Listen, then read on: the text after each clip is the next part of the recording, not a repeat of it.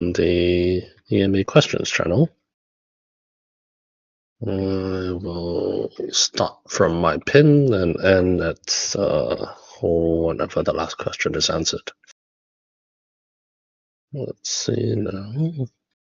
Okay.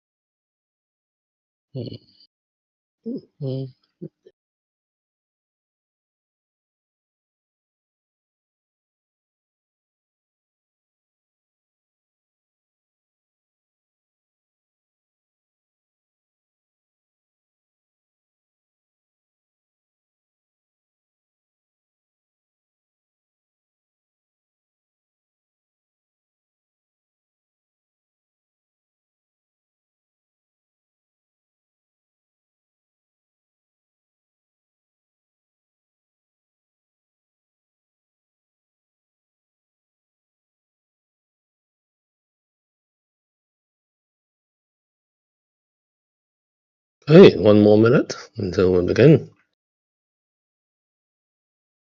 Make sure to record this. Any regular overseer, so people can listen in. Let's take a look at what questions there are. I think I took a look at most of them already. And we'll start at Karam.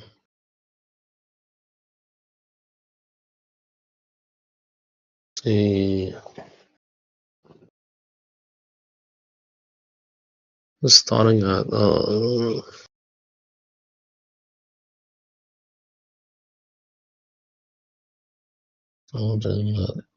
that's 0. Looks like it's the same people over and over. That's 0, heart. That's 0, heart. Okay. Ooh, the holy trio. Alright. Gee, let's begin. As always, let's begin with a quick overview of what's happened these days. So yeah, basically on my end, been busy since the Token 2049 and the Tokyo Game Show, trying to line up more B2B stuff on my end to prepare for the funding rounds. Is what I'm focusing on almost the second half of this year. And then on the company side, they are working on the mobile. So it's going to be the mobile optimization, starting to do closed registration tests next week on Google Play and TestFlight, to find more bugs and issues on that end. But in the other end, one of the main focuses they're working on Actually, there are not many focuses they're working on because they're working on multiple things at the same time right now. So there's the ROA guys working on the balance or PPV and the boons that are getting adjusted. Again, there's been feedback that the boons feel rather weak, and people were expecting that the boons are supposed to give like the purers and rules like a huge advantage. But boons actually were not considered to be giving the thing that gave the huge advantage. The thing that gives the huge advantage is supposed to be the E activation skills. But it's also true that the E activation skills will take some time to implement. So in the meantime, can we actually make the passive boons a little more powerful? I think this is a very valid point, and I talked to the team, and they will adjust it. But they also need more feedback. That's one on the PvP end. On the PvE end, there's a bunch of bugs that's on the list. There's a new bug list reporting there. Actually, a lot of the bugs that reported were noted, but it takes time for them to fix it. That's why it's taking some time for them to do. Why it's taking so long is because, well, majority of the resources has been trying to work on multiple things on multiple ends. Mobile optimization is very key. So there's been a lot of time and effort spent here to make sure that we can try to do two things. One is a new patching system that involves trying to shrink down the initial download size to as low as possible so that it wouldn't be like an immediate 1 GB or to 2 GB download right off the bat. We tried that before. It's pretty tough for indie games and small games to ask for such a huge download size right off the bat, so it's better to have the users download an initial smaller version, play test it, and then if they do like it, they have the option to download the rest of the game. That's a better flow. It's also good for future patching systems, so they're implementing this. On the other side of optimization is to make sure that lower-end devices can play the game. This is essential because a lot of the pre-registrations and a lot of our core users will be from Southeast Asia, Latin America, who may not have the highest-end machines. So in order for more players to play, we need to find a way so that at least the lower-end machines can play it. And this has been in the works for quite some time. And then there's also, of course, the two things that I care more would be the Battle Pass, which is actually the key retention feature, so that players who play daily can get some awards and rewards to incentivize them to keep going a little further. It also involves some conversion features and items, such as the Freeman item, some extra stamina, to encourage them to explore the Web3 side that's there.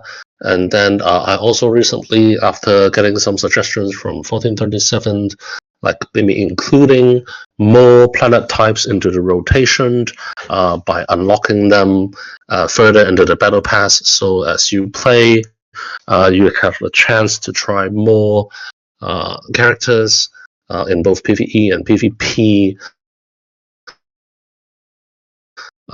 as you play further in. I personally advocate more of a gacha system where they can gacha the tournament account type the planet types, where they can play and test the others. But let's get the rotation thingy down first. And then there's the web store. So that's where Anima and APRS can be spent to get more in-game items or Web3 items that help enhance certain earnings or stats or mini black holes or apostle tickets of specific classes that can be obtained over there. I think the increasing the utility of APRS and Anima, and also retention and conversion will be very essential before we really try to acquire more users. As a lot of you have noticed, there's still some bugs. There's still not enough utility, retention to acquiring users now, especially going for a mass marketing budget will not be ideal. So yeah, we need to get these done. I think majority of all this will be done in October. Well, that's what the team told me. The mobile launch will have to be in November. The latest the mobile launch could be is actually on December 12th. I don't think we should do that there because it's 3 months from the pre-registration. Because if you don't launch your game within 3 months, they actually remove you from the pre-registration. Well, you have to do it all over again. But it's not what we'll be doing. And ideally, I think we are going for that mobile launch in November. And the majority of the push will couple with the mobile launch over there as well. But in the meantime, it's best that we, as a community together, can keep reporting those bugs with the new bug reporting system that's coming in next week, so that we can put more efforts and streamline that efforts over there. We've added more personnel to bug fixing, to bug reporting, beginning next week. So hopefully more of the bugs can be cleared, and also more of the mobile optimization feedback can be catered towards. And nothing much on the company development back on my end. I see some questions regarding the feedback, how's the publishers, how the other companies talked about the game. I'll talk about that a little later. Okay, let's begin the AMA questions and answers. As always, remember to type something. Anything is okay, not necessarily a question, in the AMA questions channel. If you do, we get you some extra rewards. What it is, take note, maybe some extra Stardust or a puzzle raffle or something like that. Well, we'll decide that a little later. Let's get to the questions. Will the shopkeeper put more bounties for different types of cards? Good question. The shopkeeper will take some action further this month, but will it be regarding bounties? I won't be revealing yet. But yes, you can expect shopkeeper to have some action soon, within the month. Community events. Not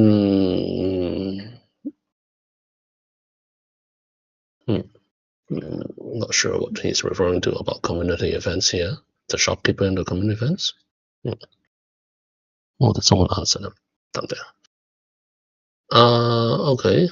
Karen, if I'm not wrong, remember that AMA friend said it's hard to hire devs in Hong Kong. Yes. Wouldn't it be easier if they hire them remotely?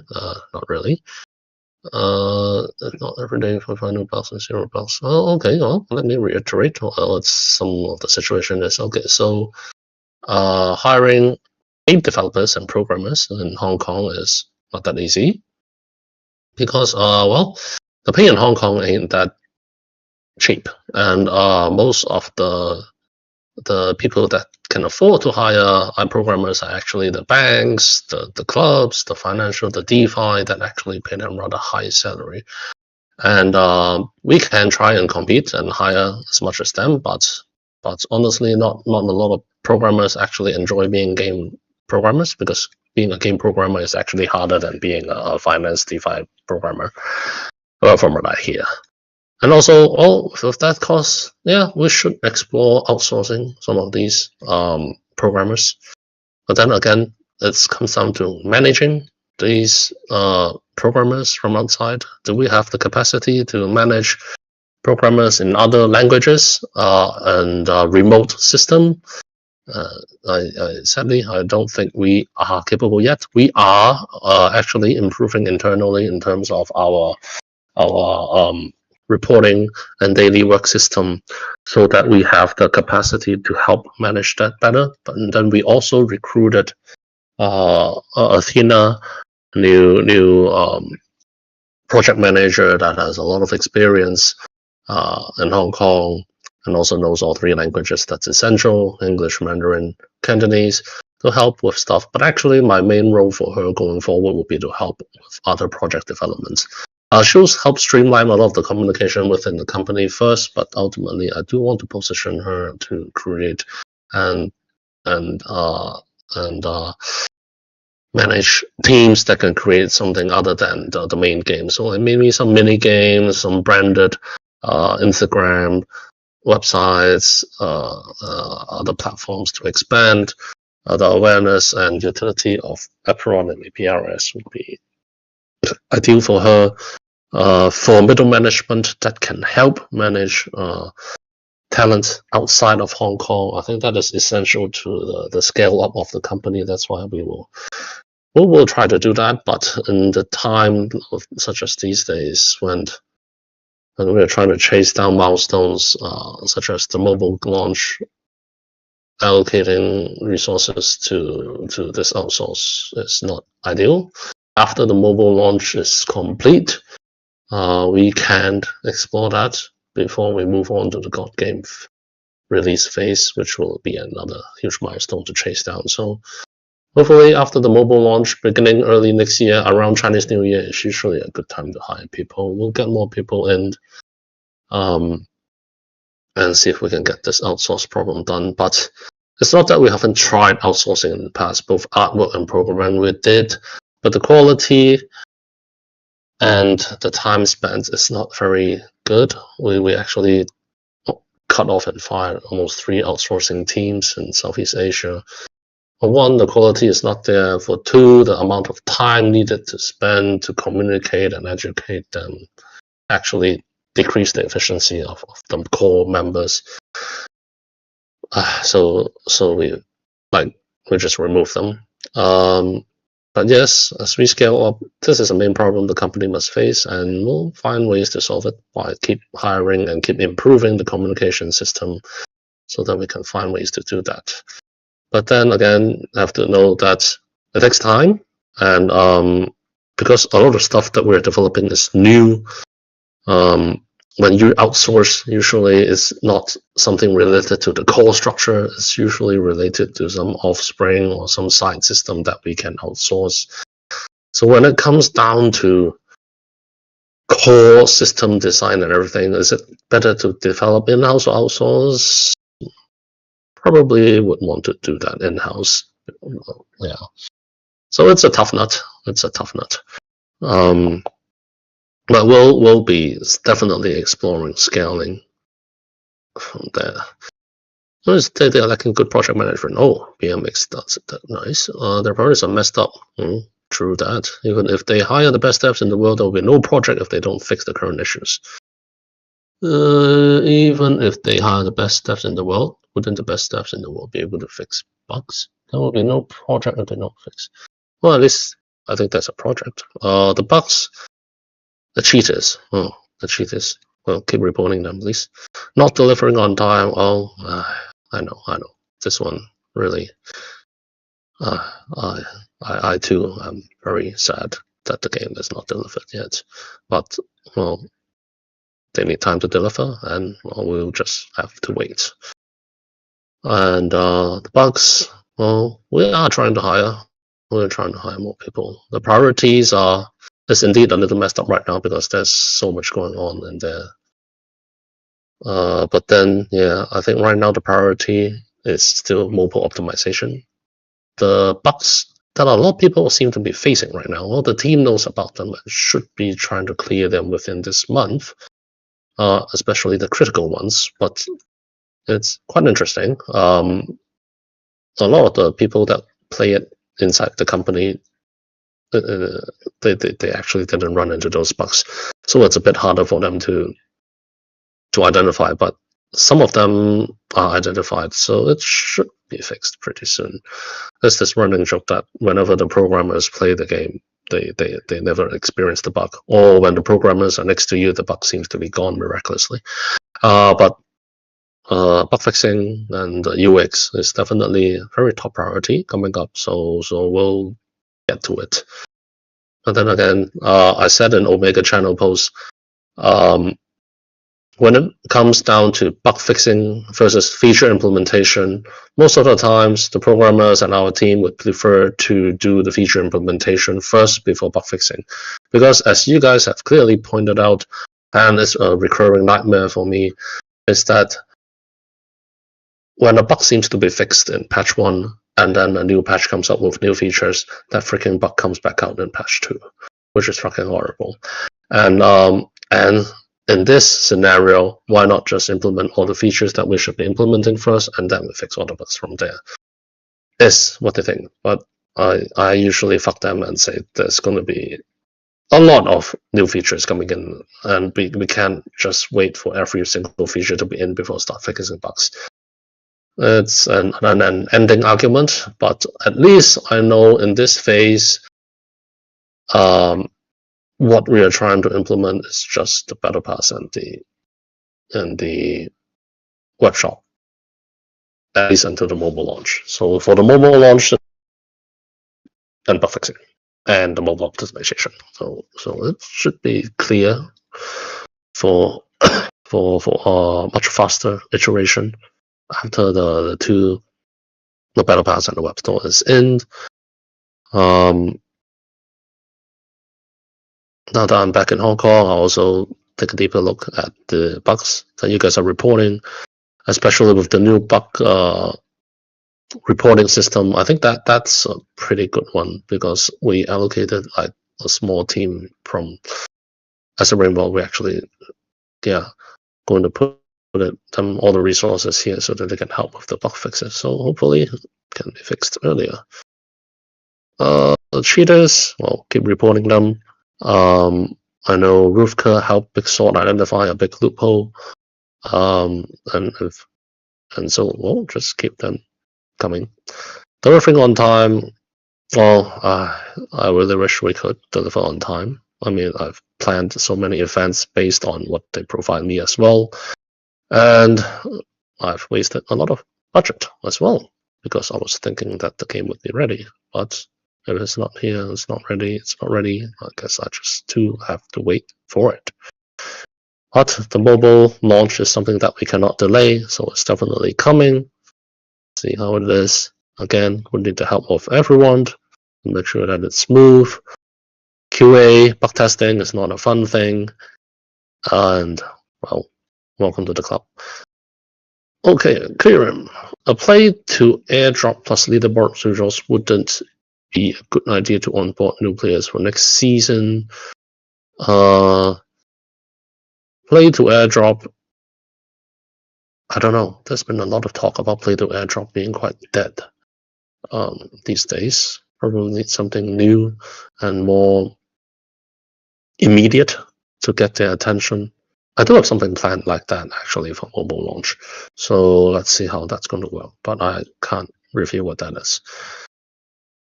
Leaderboard rewards, I think we'll keep it there for the high skilled, but also chatting with 1437, and actually something in the back of my mind is actually splitting the rewards. Some go to the leaderboard, some go to an ecosystem leaderboard per season, so that we can reward players that hold assets, hold tokens, but most importantly, they breed, they stake, they rent, they play. I think that would help benefit more users in the ecosystem. But the main problem is how efficient can we measure this ecosystem leaderboard per season. I think is doable. Faster than that would be pretty tough. But we've done that in the anime airdrop phase, so we can do something similar. And I think as long as we can find tools to improve the efficiency, it should be something that we can do. You know, sort of like the big time leaderboard where they don't just count the top leaderboard, they actually include everything on chain, off chained into it. I think it's an interesting leaderboard. It wouldn't be the only leaderboard for us because we focus on PvP and tournaments. So I think that leaderboard may help. But there's two ways to look at this. There's the ecosystem leaderboard and the normal leaderboard for the seasonal players, and then there's going to be the more immediate effect reward and stuff that's going to help benefit the attention span of most of the new players these days. With missions for both PvP and PvE to give points to airdrops. I hope the ecosystem leaderboard and the normal tournament leaderboard can do that. There's also a question down there whether we can minimize the leaderboard if there's not enough players. I think that's something that we are also thinking and entertaining.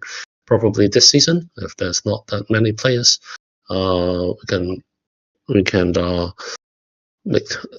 redistribute some of the leaderboard rewards at the bottom end to the top, or do some other way. But we'll have to discuss with the team. If you have ideas on how to do it better, feel free to give suggestions. Okay, Hatsio, APRS per game should do it. No, we're not going to do APRS per game. The APRS is already suffering from the recent investor unlock. It's a 6-month mark, so a lot of the investors getting their FTV related unlocks.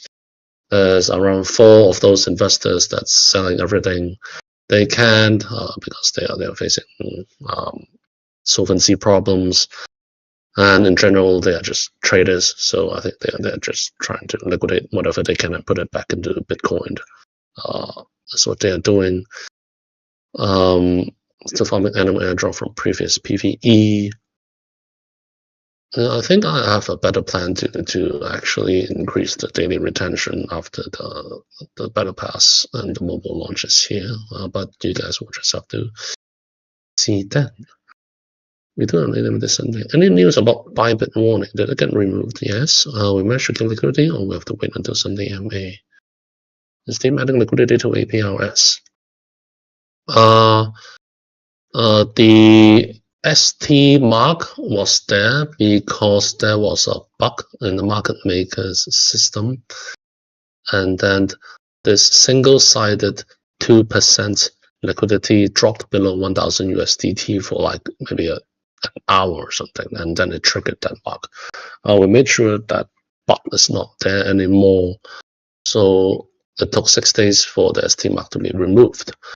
It's nothing to do with the liquidity and the volume, because actually it is Bybit themselves, after their restructuring, tell us to turn down the volume and the liquidity. But there's a lot of issue there that's too sensitive from both Bybit and the market maker side, so I am not at a liberty to disclose too much.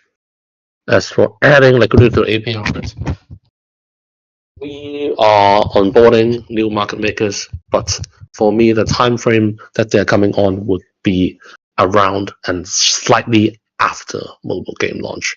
Before that, probably won't see too much liquidity for APRS in terms of volume and everything yet, because from my end, because of all these, we are not the ones selling, and the ones selling right now are most likely from the community round and also from the investor round. So if they are selling now and they are constantly selling no matter what, then it's better that they take the thinner liquidity here. If I were to bump or to increase the liquidity, then it's pretty much just paying them out, and it wouldn't really help the whole situation. So I would say conserve ammunition and wait for the mobile launch and increase everything over there. Not saying there's nothing to excite the ecosystem this month, but then not revealing too much again, because, well, everyone's trying to front run everyone. So let's focus on the mobile game launch coming up. That's all I can say. Dudelic rings going to be delivered. I think Dudelic rings are from the community rewards side, so sorry.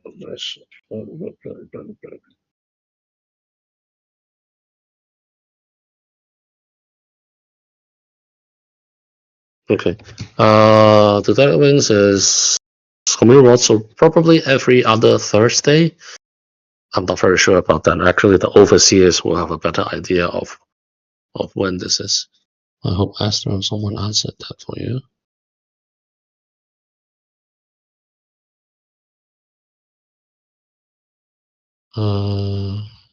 Okay, I hope Esther has that handled. Okay, on to Heart of the Carve. Every staking won't be on the marketplace. Why? but VIP is on the marketplace. Did we say it's not going to be on the marketplace? Please clarify if you're here, Hot. But from my understanding, it's on the marketplace.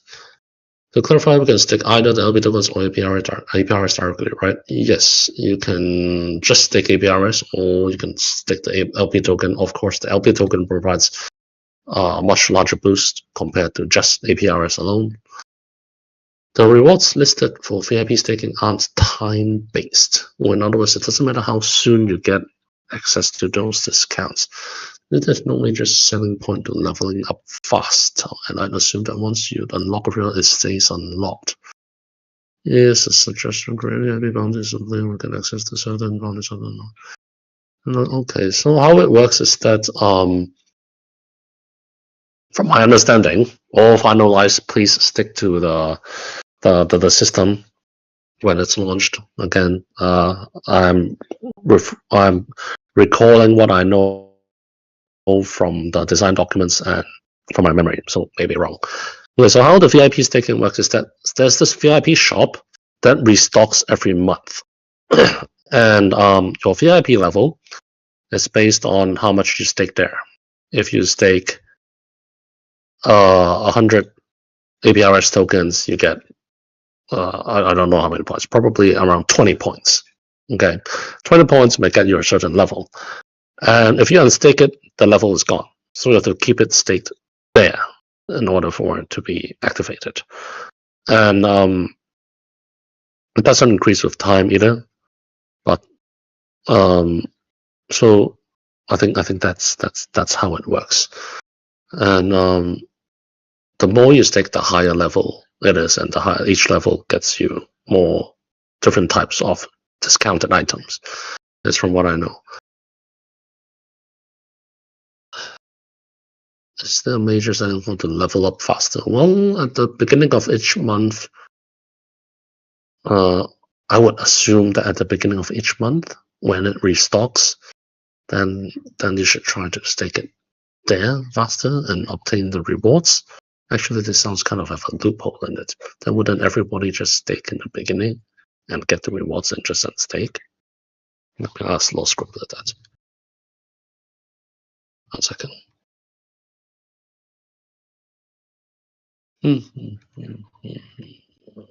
So fun at all if that's the case. Hang on, let me type that question to LoreKeeper.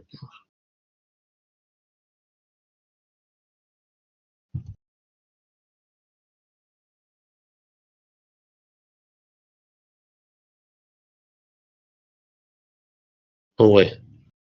No, it doesn't work that way because the staking has a period. Right. You can stake a week, a month, or a year. And the longer you stake, the higher the points.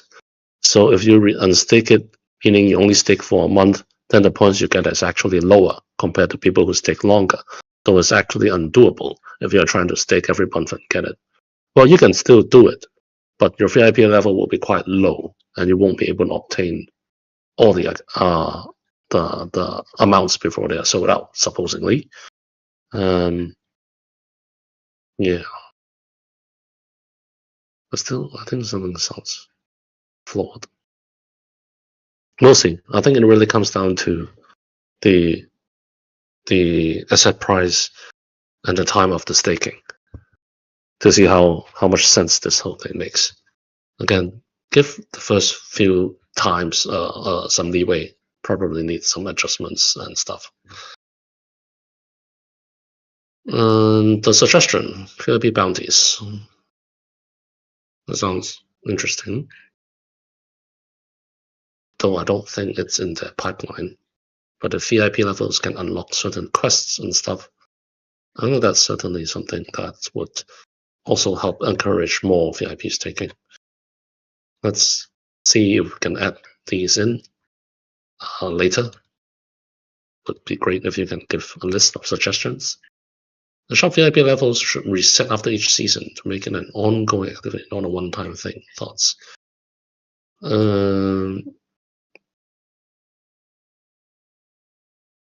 Should reset after each season. I think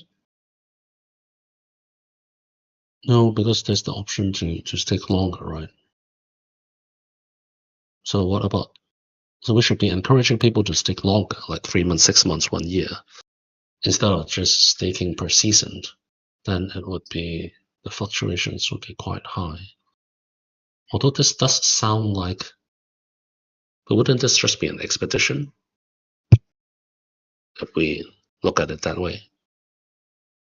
Like, we should open up more expeditions to allow different staking mechanisms to come into play better, I think, instead of bunching it all up into the VIP. VIP should be a place where they just stake the LP tokens, get their levels, and then the extra APRs and other stuff they can stick in the expeditions. I mean, that would be how I would play the game, like how I would play with the ecosystem, instead of trying to game on the VIP system, I think. Is what I would do. But let's see the price adjustments over there.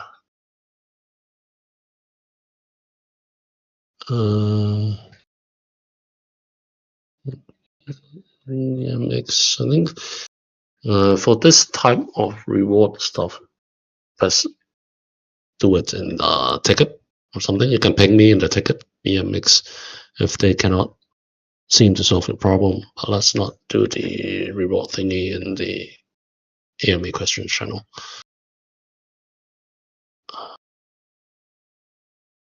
Okay, down to Ezio. Would there be something special for Primeval role for the battle passes? Maybe a special quest or something. In the vanilla version of the battle pass, I don't think there's anything special for the Primeval role. But I think Primevals should be getting the battle passes for free, so you guys shouldn't be able to be needing to purchase the. Definitely not the basic, because all NFT holders have the basic. For Primevals, they should have the VIP unlocked as well. I would have to double confirm that, but I don't think the battle pass has anything catered to the Primevals, unless there's a multiplier. But multiplier will already have its effects in the coming mobile launch, so don't think it would be related with the battle pass at all.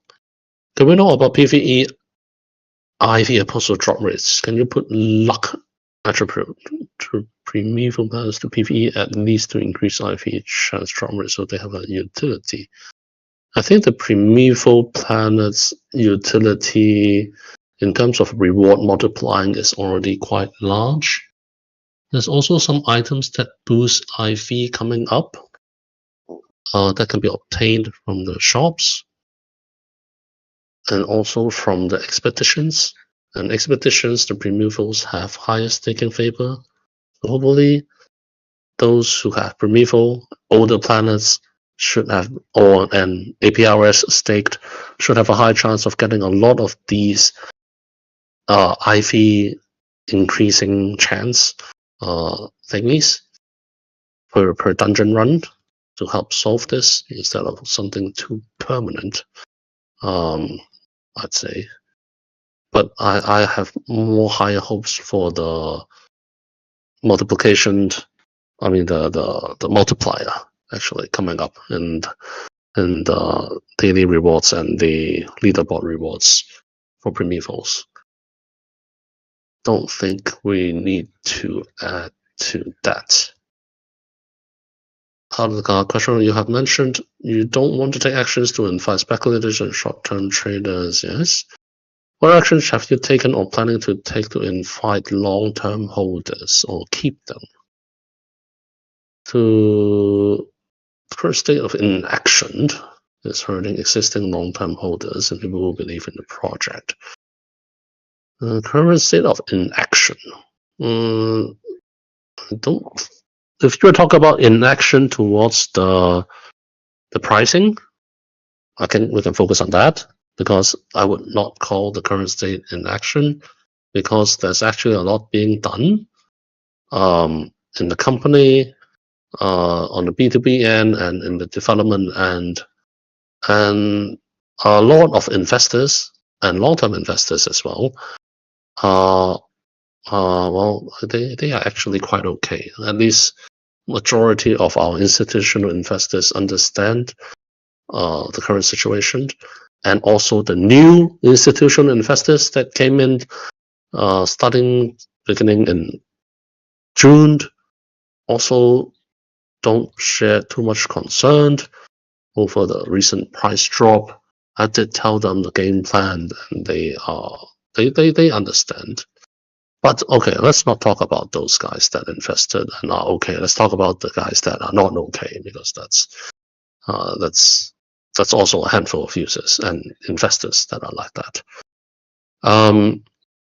Okay, but let's talk about long-term holders and keeping them. Okay, so what we are planning actually is to target gamers who use the tokens. Okay, this would be immediately in the next step what we're targeting. People who will be buying APRs because they want to use it. This is what I really want to target. Do I want to target long-term holders? Asset planet holders, yes. Star holders, yes. Apostle holders, yes. APRs holders who want to believe in the game, I want them, yes, but I wouldn't put them in the top priority into being long-term holders, because what we really need are actually people who use the tokens. Because the whole goal of the project and the whole goal of APRS to maintain its healthy is the utilization rate. So using it to breed, using it to mint, using it to rent will be the utmost priority in the type of users that we will target. Because only with APRS utilization does it mean that people are actually engaging in the system and not just buying and holding. And based on this utilization rate, we can actually effectively calculate how it offsets the emission rate, is what makes the token healthier. And so yes, we should be targeting people who will play, people who will use it in the web shop and everything. This involves more two things.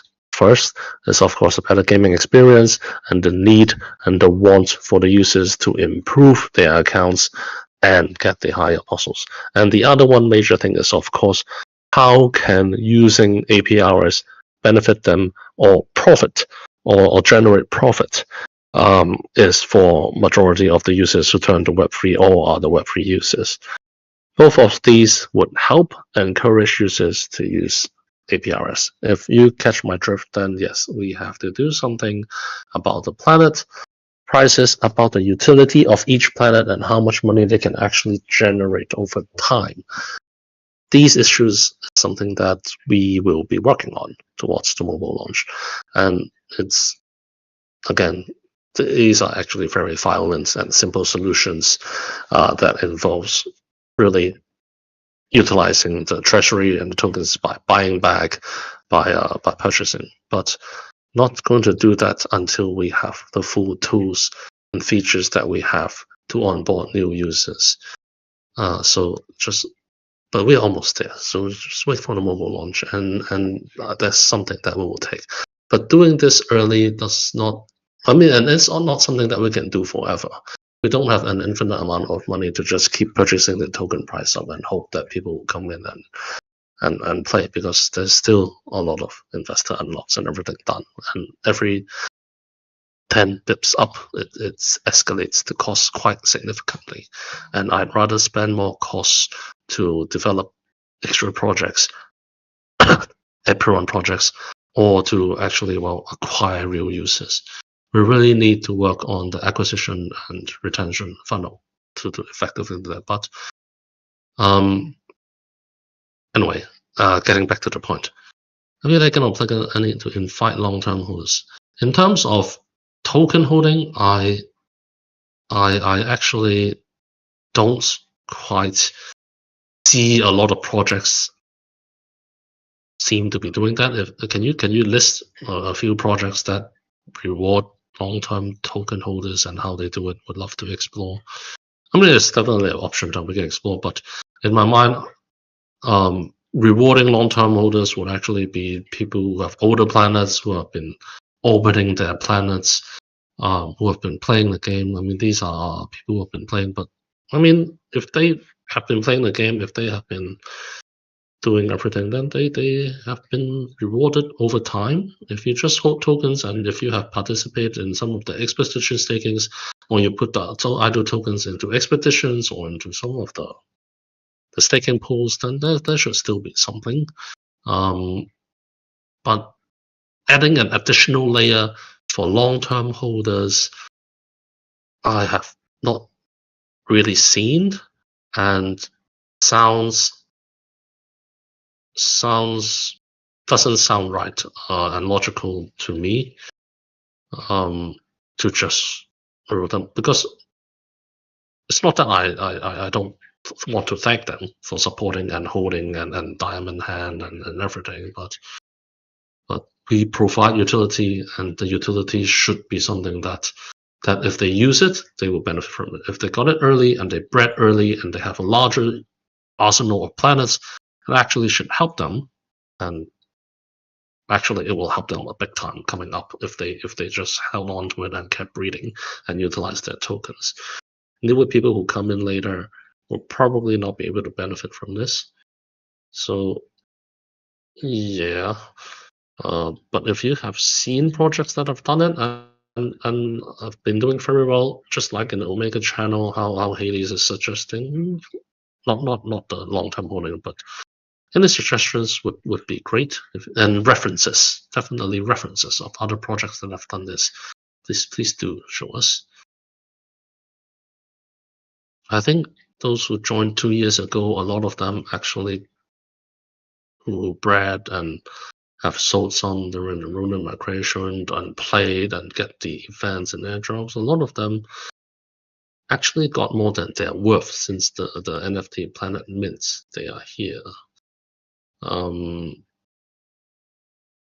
But do we create a stark contrast in those who keep holding for a long time? I think I've answered this before. Is we provide the utility, and I think that would be it. I'm not Christian or Jesus, so I wouldn't be advocating people who join now or before are the same. I would definitely favor those who joined earlier and didn't sell. So, but if it's not enough, then please give some suggestions. Take the upcoming albedo account. If you have been holding the token since February, then you will have 10x less taking rewards than someone who starts holding now. Wow. And that sounds very unfair for newcomers. We want long-term holders. That's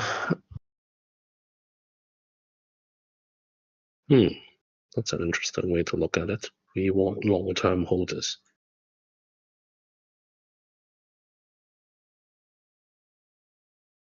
I actually never really looked at it as we want long-term holders, because ultimately I see people who hold is still here to sell at the end. So the only thing to really incite them is to deliver a better game, hopefully have the token pricing continue to increase, but most likely in most cases in Web2 stocks, it would be giving dividends, maintaining a certain health. But that involves more time in building the brand, the product, fleshing things out. I think going mainstream, going Web2, going for branding is definitely something that can help attract long-term holders. To see the product and everything is actually more important. Healthier token prices definitely is one thing. But to create a utility that actually rewards long-term holders, I don't know. I need some reference points. I think we did that on the planet and the ecosystem platform end. I can't quite think of a reason and a good one for just simply holding tokens for longer.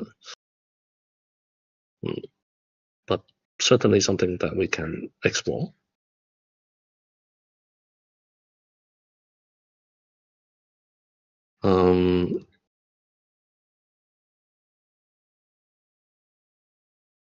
I think for the long-term holders, I would really hope that they have been using the tokens to breed.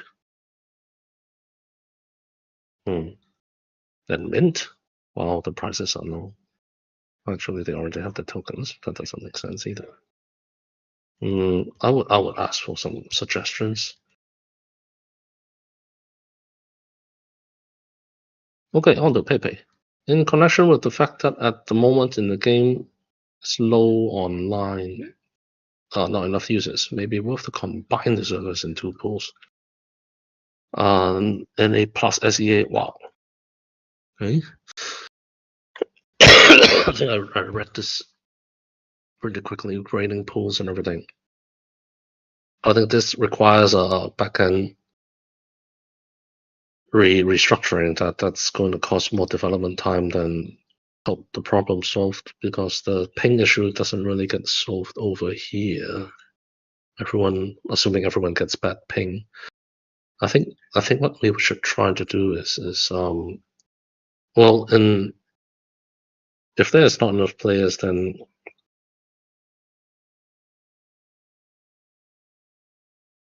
we'll just have to wait for the players. It's a really tough nut to crack, because creating a system, actually, well, I think in the long run, LoreKeeper actually told me something about server optimization and server hopping in these situations. But even for that, it's created based on like a larger player pool size. Right now, the player pool size is too low, which is the main problem.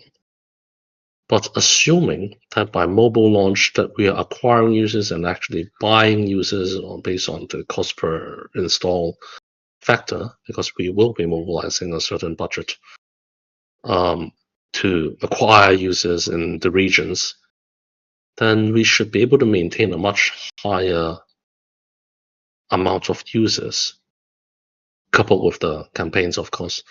And this wouldn't be hopefully as big of a problem. And that is when the mobile game launch. So it's going to be a sustained user acquisition method. But I know LoreKeeper also have like some features that they're implementing on the back end to help improve some of the game searching and matching system. But I have to ask what that is, although I don't think it's very top in the priority right now. Because if you talk about the user experience of joining, which is actually something that I also discussed with 14.13.7 in a quick call recently, when he was suggesting how new Web2 players can enjoy the game if they go to PvP and get their ass stomped by NFT holders, especially top players who actually dwell these days. I told him, well, first is the bot matching system. If we look into some of the more successful PvP games in Web2 on mobile these days, most of the user experiences actually find themselves playing mostly against bots in the beginning, that they will be winning, and then slowly as they rank up and tier up, they'll face more and more users. So I think that actually guarantees better win rates and user confidence in the early tiers and levels compared to trying to increase the value and utility of Web2 assets, or powering them up so much that the NFT users will also have a tougher time facing them. I think this is one of the better ways to build that initial user confidence, and also have better queue times for early players on as they tier up to later tiers. Yeah, and mixing the pings, I'm not sure about the fairness, because there's the ping hack and everything going on. But this we know was a problem that we need to also help. But this problem has always been set aside because we calculate based on how many users we foresee in the mobile launch coming up, and I think we are targeting at least a similar amounts that we see during the token launch phase. Of course, it's a user acquisition campaign plus some of the marketing and ecosystem incentives that we will put in place during those times to help us acquire those users. Okay, that's just that. Rewards reorganization proposal. Thank you. Current some players, yes. So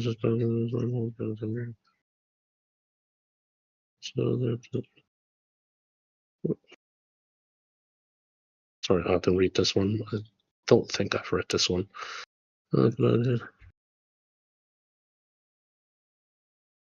20 energies per day. Each victory gives us X amount of profit and a personal animal. There's also a fake pumps just to reorganize and move the rewards.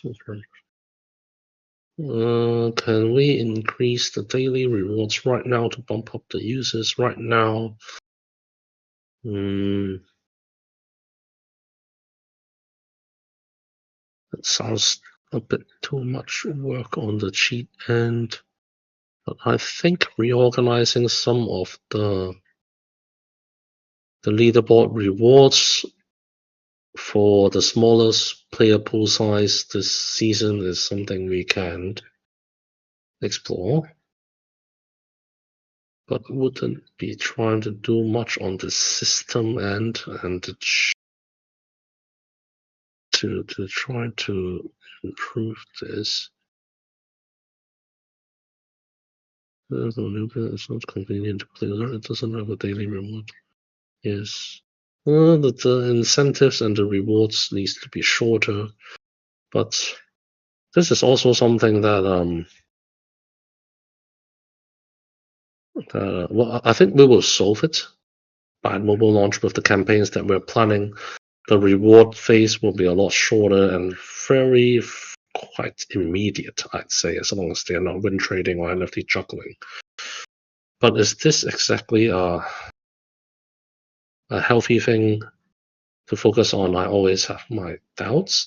If you look at how the whole Web3 gaming rewards is moving towards, it's trying to fight over shorter and shorter reward spend and rewards, and it's actually destroying the user base and the attention span, and it really advocates like how the Telegram minigames are evolving. Is it something that's healthy for Aperon to do to fight with all these other casual, hyper casual grinding games for shorter reward spend? I think it's a bit tough for Aperon, being a mid-core hardcore game, to do that. I think what we should be focusing on actually would probably be enhancing the reward so that those who invest more time and actual skill here get more rewards, compared to the grindy multi-account botting type of games. But this should be coupled with the right time. I mean, mobile launch, please. Over there, we'll dominate that. Should we fight with half a feet or half a hand right now when the game is at this stage against these games out there that's still struggling and trying to do play to airdrop and everything? I don't think it's the right time. I think it's actually time to just lay low a little bit, focus on building, maybe restructuring the leaderboard rewards to a pools of a lower baby players base size, and then save it up and wait for the mass user acquisition would be the better strategy instead of trying to compete with other games for that shorter duration. Not saying we won't have it. As I said, I do have something planned for down the road mobile launch for this, but it's not something that I would do forever. You guys will see what I mean by then. But I have quite high confidence in the coming launch campaign's ability to attract this type of user. Not, but again, I'm always struggling whether this type of user is exactly what we want, because ultimately shorter time span user rewards are for really quest grinders and hunters that's not here to add value. They are really here to just extract.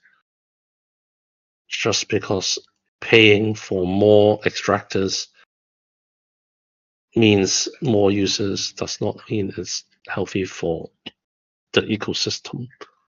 And you can quote me on this, and you can find a project that does this and does well. And please reference and send me so I can do some studying. But from what I know, a lot of projects that do 2-week cycles is paying with their treasury for it.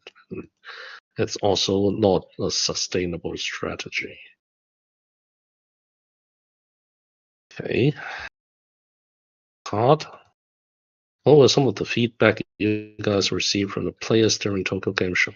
Well, I have to ask Mino on this one, but majority of the feedback from the Minos report is that they enjoyed the new card-based battle system. They think it's quite unique and exciting. What surprised us was, well, the player feedback in general was quite well, because those who actually play the game were here for the plushies, and they really spent the time to play and everything to win 3 matches because it guarantees them a plushie. So this, plus the general courtesy of the Japanese people, it's hard to get anything that's too critical. But just from observation, I'd say it's a tough fit for the Japanese mobile gaming markets, because most Japanese mobile gamers actually prefer vertical games that's played by one hand. It's generally more popular in Japan. I see them, even if they play horizontal games, the games they play are usually strategy and slower. You see, our game type that involves a joypad and the other type requires much bigger actions. And the Japanese gamers playing on mobile interfaces are usually more gentle and courteous. So I see them being very careful, not careful, but being very.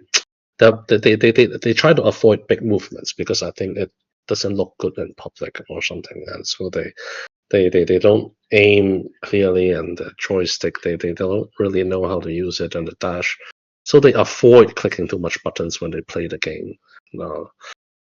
But this is only like in the first 2 to 3 minutes. Once they got the hang of it, and then the boss came in and they have the PvP, they throw in everything that they have.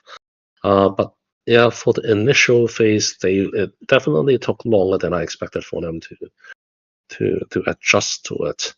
But their adjusting is pretty quick as well. But I foresee that the vertical horizontal thingy may be a problem, because if they really treat this as a mobile game, something that they play in the train, on the foot, they probably are not the type of people that want to be doing it horizontally.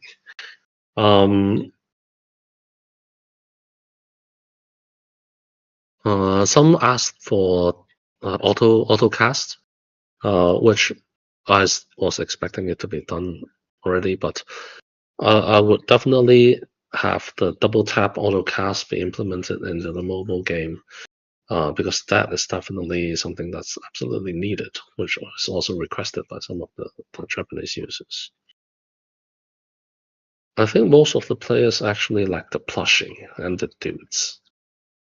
The card-based system is challenging and exciting for a lot of them, but overall, I mean, at the core, the spotlight has always been, excluding the showgirls, would be the dudes for Aperon. And this is quite cute and unique for a lot of them. They're really here for the plushie.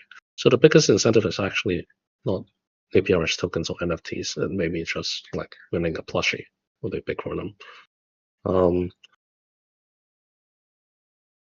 Did representatives from others give you guys any feedback? What were they?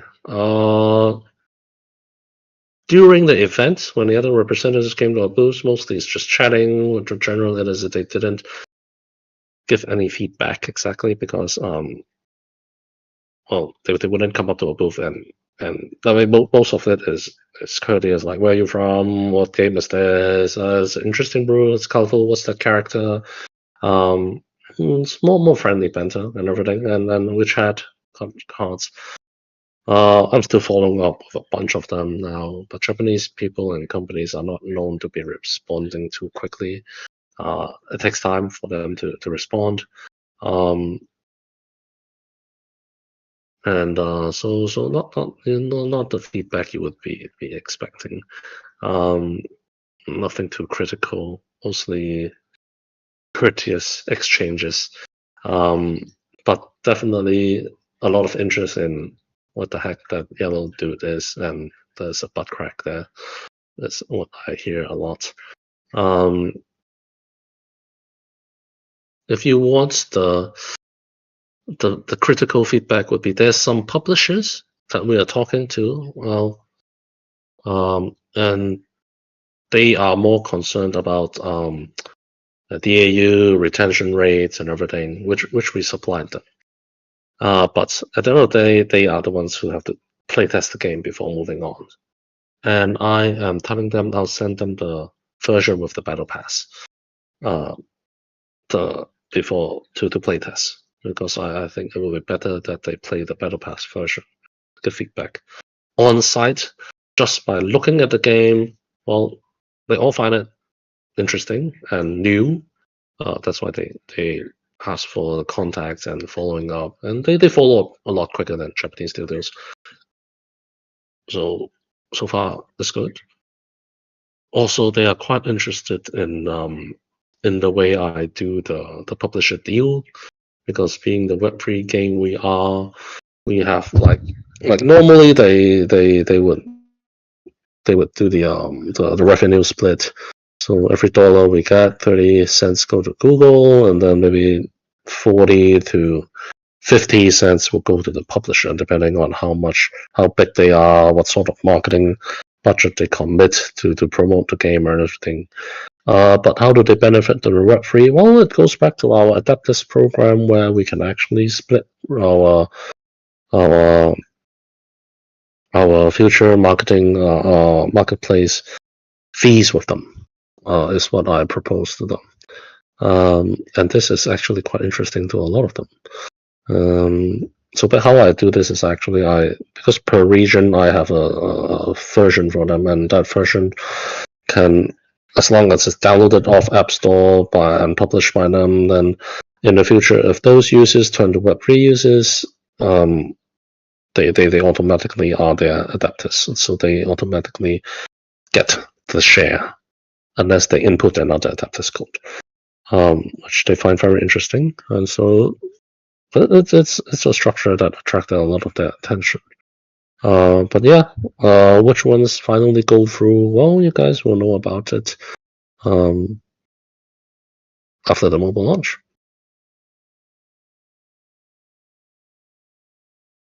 What would I do differently for your next TGS or for future conventions?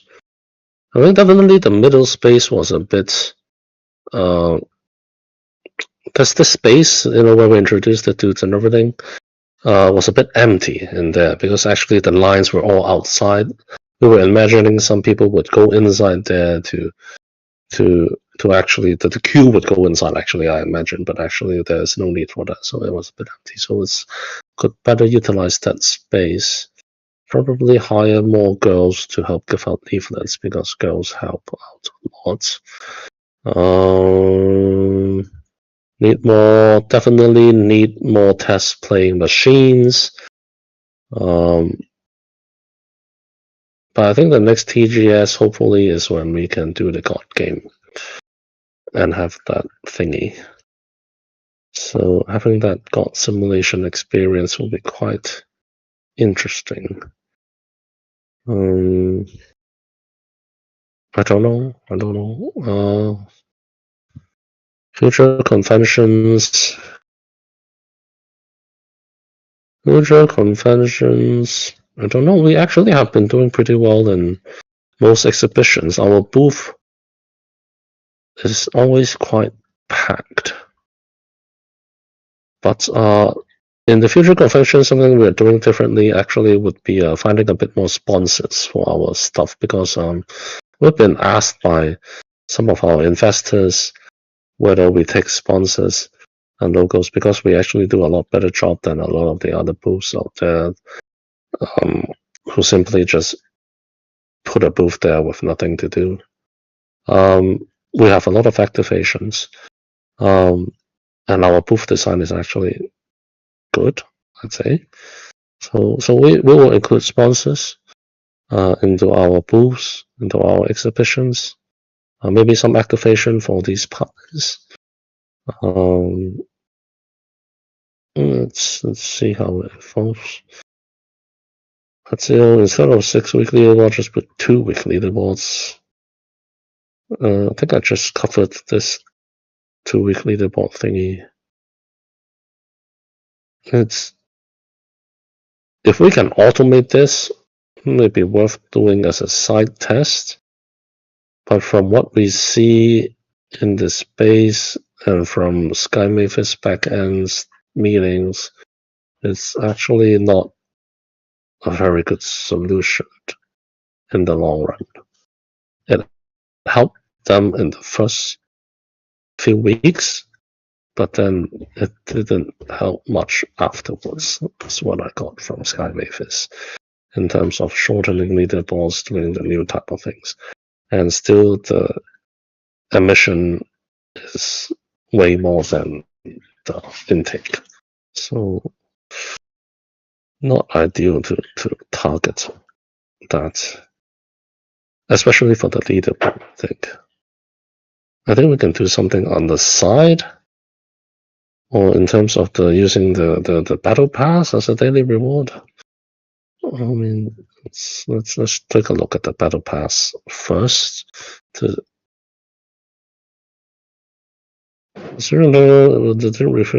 decay system. The decay system.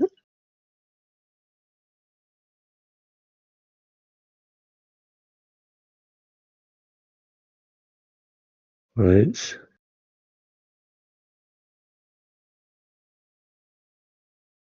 I'm asking.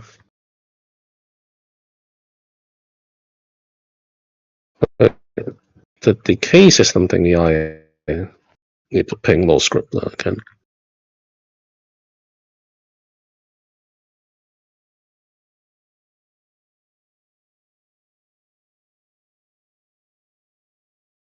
Okay, I'll circle back to this decay thingy.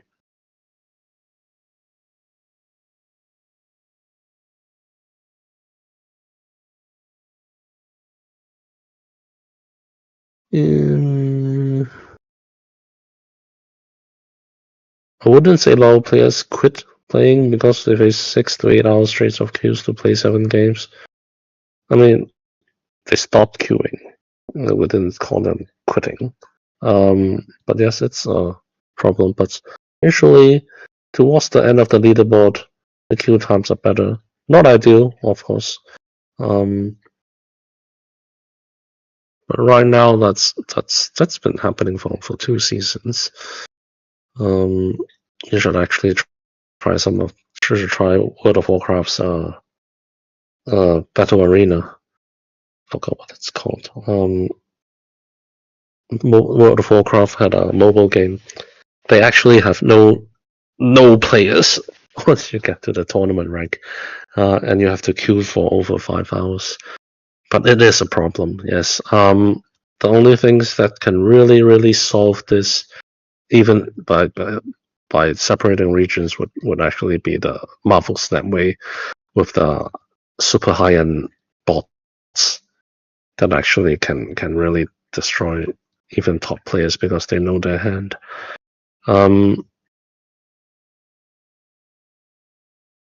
But I don't foresee any immediate solutions to that. But can the MMRTK be stopped? Let me talk to LoreKeeper and wait for his response.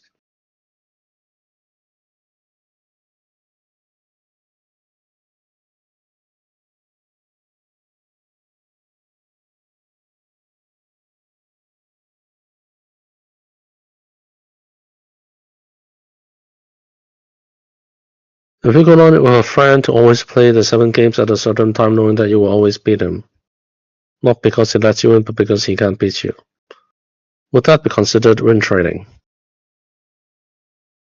Can I talk to your friend? Why is he doing that?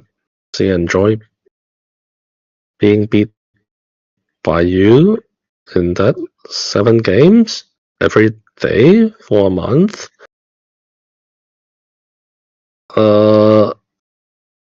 Honestly, I think that's win trading. If you deliberately kill against your friend and you keep winning, I'll call that win trading actually. As you know, a guild invested in a gaming house which hired some people to play land. They always play at the same time, so they fought each other. So it's not considered win trading. Well, if there's winning and losing, and from the records they actually tried to play the game, I wouldn't call that win trading. But if it's always the same group of people, and it's always the same person winning, and they use the same freaking card sequence, and it's so automated or so similar, I would really call that win trading. If you see that and we didn't ban them, please tell me. I will ban them. Yeah, the sarcasm. Not sure if you are being sarcastic or being real there. That's you. But I would call that win trading. And somehow you would stop winning because the amount difference, anyways. Just want to double check. No, I think even with the same MMR, there should be at least some points, right? We'll need an overseer to confirm this. Recently, I entered Bybit and checked volume for APRs and I thought about bots. The liquidity bots are definitely something that's very annoying. Why has the last minute decreased from 10 million average volume into less than 10k every day? The 10 million volume was actually a stunt by our market makers to try to introduce more traders. But yeah, cannot do that anymore because Bybit changed rules. And the market maker actually shouldn't be doing that as well because I told them it should be only in the beginning, not sustainably. So it's more a thing that Bybit and the market maker came across. Will it be dialed up later? Yes, actually. But carefully because Bybit is really going through quite some extreme changes. Again, I won't and should not be saying too much. Will team add more liquidity? Yes, after mobile launch, definitely. Staking pool, liquidity pool. Hopefully the VIP web shop system thingy can help a bit more with the liquidity pool. But not immediate thingy that we are going to do.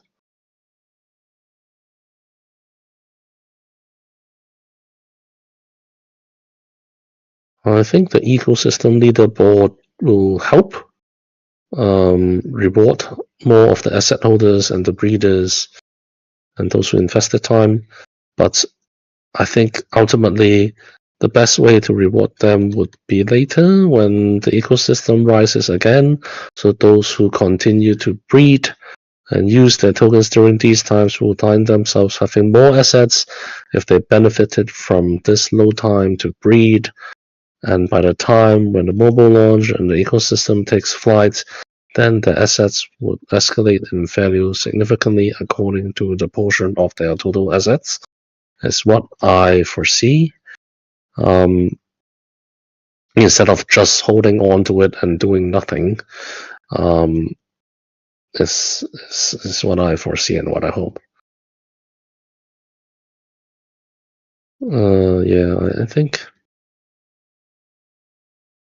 the ecosystem reward can help. We also going to have some bug report rewards with the new system in place next week. Stay tuned to the announcements. Black tea. New low every week. Investors don't want it. You only want players.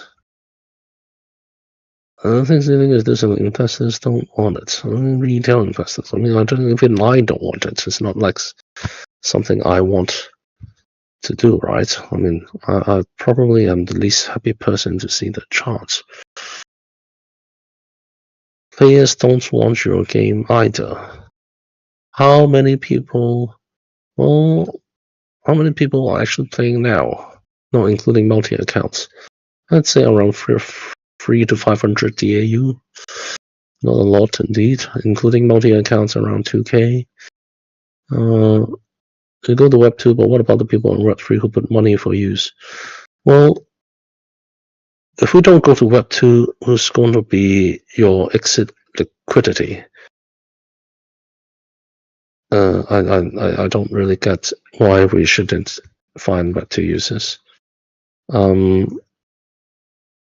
Because honestly, well, I hate to say Web 2 players are exit liquidity, but a lot of investors actually treat them like that. And in reality, they actually are a lot of your future exit liquidity, because if they do play the game, they are not here to hold the tokens. The way we are on-ramping the token is that we should be attracting them to do their first mints and breed or buy the packages.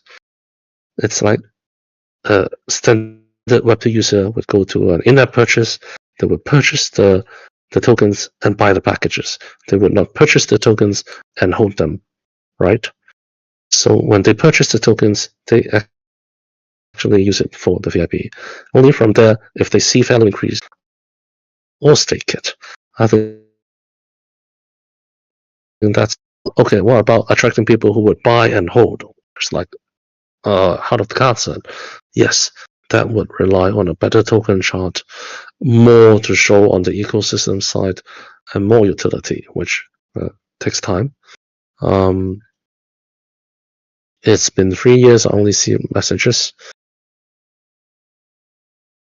There's been high points and low points. I'm not sure where you came in. We've been through low points and we build and we go for targeted events and go up. But actually, that's the Web 3 side. In Web 2, we can't really do that. In Web 2, once the mobile launch is out, we have to keep the sustained operations and content up. And there will be less excuses, as you call it. But one of the main draws of gaming is that when the token prices is high, people are benefiting from the assets that they accumulated when it was low.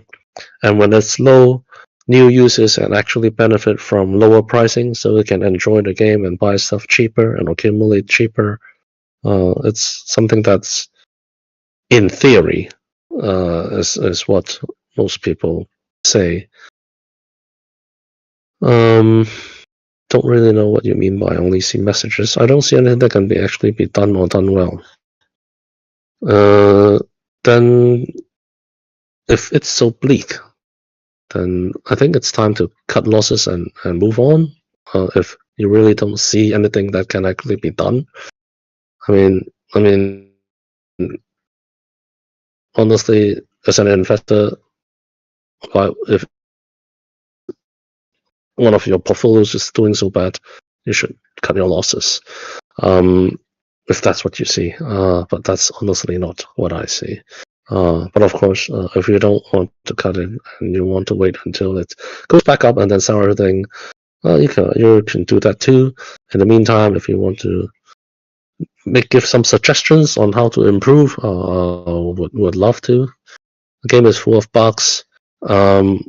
I'm not sure if it's really full of bugs. There are certain bugs here that's annoying, but most of the users who play the game don't experience that many bugs. I mean, at least from the new users, we were steadily getting around a couple hundred users per month, and the retention rate is okay. So, but for those who keep playing, I know the bugs that's there. It's already the 10th month. Oh, so you've been here for 10 months. Oh, so you came here during the Ronin migration. I think we have quite a lot of stuff in place. New path, new bug. Yeah, I agree with that. But then again, hopefully with the new focus on the bugs, we can help fix the bugs. If they find a game full of bugs, we'll probably delete it, right? I agree. If someone opens a game with full bugs, they will delete it. Yes, that's why we should be focusing on the bugs. Even if the project will be launched on Web3, we'll give the funds to users on Web3, both NFT and APRS. They always postpone the opening, the launches, I mean, change all the rules as they please. Do they change rules other than the battle fasting recently? I hope we didn't change too much. But yeah, I mean, we're quite new to this, and there's things that we didn't foresee well, so there are changes happening, but I don't see time announced at the last minute. I think this is also referring to the thing recently. I don't see that too often. Well, but yeah, it may happen again, and may have happened more in the past, yes. But we hope our lessons learned and each change is for the better. And sometimes it's been for the better, actually, believe it or not. And then they blame it on the decrease in Web3 players. Blame the token price on the decrease in Web3 players? I wouldn't call it blame. I would call it identifying a problem and trying to solve it. Yeah, I do agree that, and I still say it quite firmly, that initial investors in Web3 are willing to invest for the potential. And so a lot of mints and token launches go well, but most of them face a downtrend because there's just not enough liquidity in users at the end, because most of Web3 users are here for the TGE or for the mints. It's very hard to maintain the pricing afterwards. I wouldn't blame it on them. I would blame it on myself for not being able to deliver the game sooner and everything. But this problem, in terms of how we should solve it, is actually to try to attract more users. And to attract more users, as you've put it, we need to solve the bugs and improve the UX. Without the bugs, is the UX enough to attract new users? I'd say we'd be able to attract quite a niche of gamers in here, and dungeon dwellers and PvP campaign rewards is still pretty decent. Of course, we didn't compete with direct AAA, but I don't think we need direct AAA to survive. We just need to do better than the above and above average compared to other mobile games. And I'm tracked from my and our calculations, 20,000 players, or at minimum 5,000 players is actually what we need to sustain the whole ecosystem. So I think we can do something there. The project has nothing for 10 months. Let's say we've done quite a lot in the past 10 months. If it's just for features, apostle bounties, PvE dungeon revamp and integration, the story mode. I think there's a few more things there as well. Like But yeah, compared to the first round, the initial Ronin migration phase where we did like 1 week iterations of balancing, that's because the whole team is focused on the PvP balance then. So it seems more iterative for users. Hopefully we can do that after the implementation of the Battle Pass and the web store. But I'd say we've done quite a lot. Yeah. No movement related to the AP. Also no difference in rarity level NFT for 10 months. Till all the people are gone, leaving only a handful. So they will lean more towards Web 2. No, we always plan to target Web 2. Mobile launch is that move. We never intended to stay in Web 3 actually, and the whole point of Apron is to target mainstream users. Staying Web 3 would be a dying recipe for any game, I would dare say, and you can quote me on this. Any game who hopes to survive and to move up should target Web 2 and mainstream users, because that is essential. I think I typed that in the Omega channel. I can forward that here. How many people do you think will come to play from Web 2? I think we would buy a steady 10 to 20k per month on our end, but once we have the mobile publishers in here, I expect a bit more. Well, an exciting game on Web 3, but what about Web 2? I think I answered that. And also the Tokyo Game Show also shows rather high interest. And from the Epic Game Store, the new user retention is not that bad either. So it's still okay. It's just that we need to do more publicity to attract them. But until we fix all those bugs and everything, I feel like I'm repeating myself over and over. We shouldn't really go for bigger marketing acquisition budgets. There are still Web 2 investors from Web 2 will come to help. Yes, I really want to know. You will know when we announce it down the road. And if Web 2 gives the same result as Web 3, will they find any other excuses? If Web 2 gives the same results as Web 3, then we should minimalize the campaign budgets and focus more on building and improving the game. If the game cannot be improved, which I don't really see it be unable to be improved, then I think it's really time to downsize it and find a way to fix it. Would be the problem-solving technique, and not excuses, I would call it. That's your whole level for Web 2. They have no way to play against Web 3, no way to bet better planets or compete against Web 3 with good assets. I agree if all they fight are Web 3 users and in the current pipeline, but if there are really more Web 2 users and only around 20k planets out there, with around 500 to 1,300 users, let's say that like they are for unique active. Let's just say they are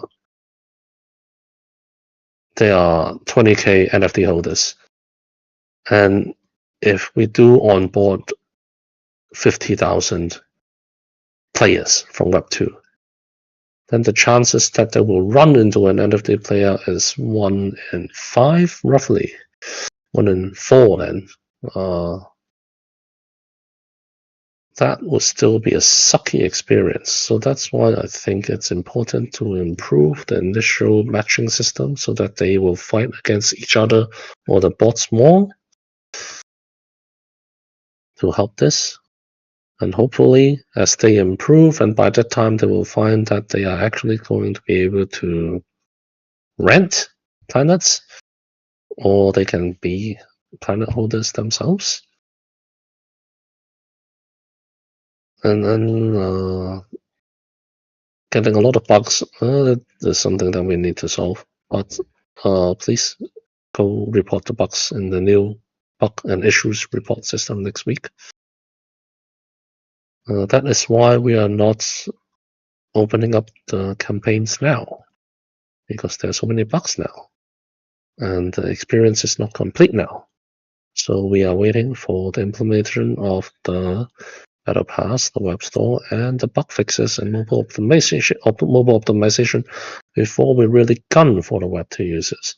If we are unable to do these things, we won't open up in all regions. We probably won't utilize the full of our marketing budgets, which I'm planning 6 million. And think what I can do with 6 million. So, yeah, but I won't use it if we don't have these things in place and fixed, right? If the game is still crap, why would I utilize my marketing budget? Why not just continue and build it better? That's what I would say. But rather I couldn't agree more. I'm sorry for star holders about aging. This one actually I feel sorry as well, because we still have yet to show the full might of how aging really benefits. I will definitely be thinking of ways to help compensate for when that time comes, that the aging can be truly shown, that those who have been here early, who have been orbiting early, benefit from the planet aging. If not via game utilization, then there should be something that we can airdrop to benefit them for having been here and having the stars early. This I agree. But never said I'm not doing anything there. Relic sorts and leveling up apostles. Actually, your planet age allows you to attach more apostles already, if I'm not mistaken. You can actually, the older your planet is, the more NFT apostles that you can actually bless and put onto your planet, so you can level them all up. That's actually one of the gameplays that's quite essential these days, because you can bless up to 3 to 5 refer to the marketplace. And when you play your dungeon run-throughs, by being able to equip more of these slots, you can actually upgrade more of your NFT apostles, like the blessed apostles. So it saves you a lot of time, actually. So there's some utility out there regarding this attachment. And if you don't know how they can be fixed, then well, we have other users who give good suggestions, and there are also other things down the road planned. But if you are always seeking immediate solutions, then sadly, I don't think we can offer too much immediate solutions.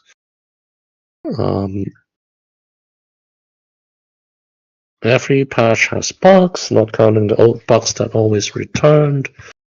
Not to mention that the server problem for 4 months I'm talking about.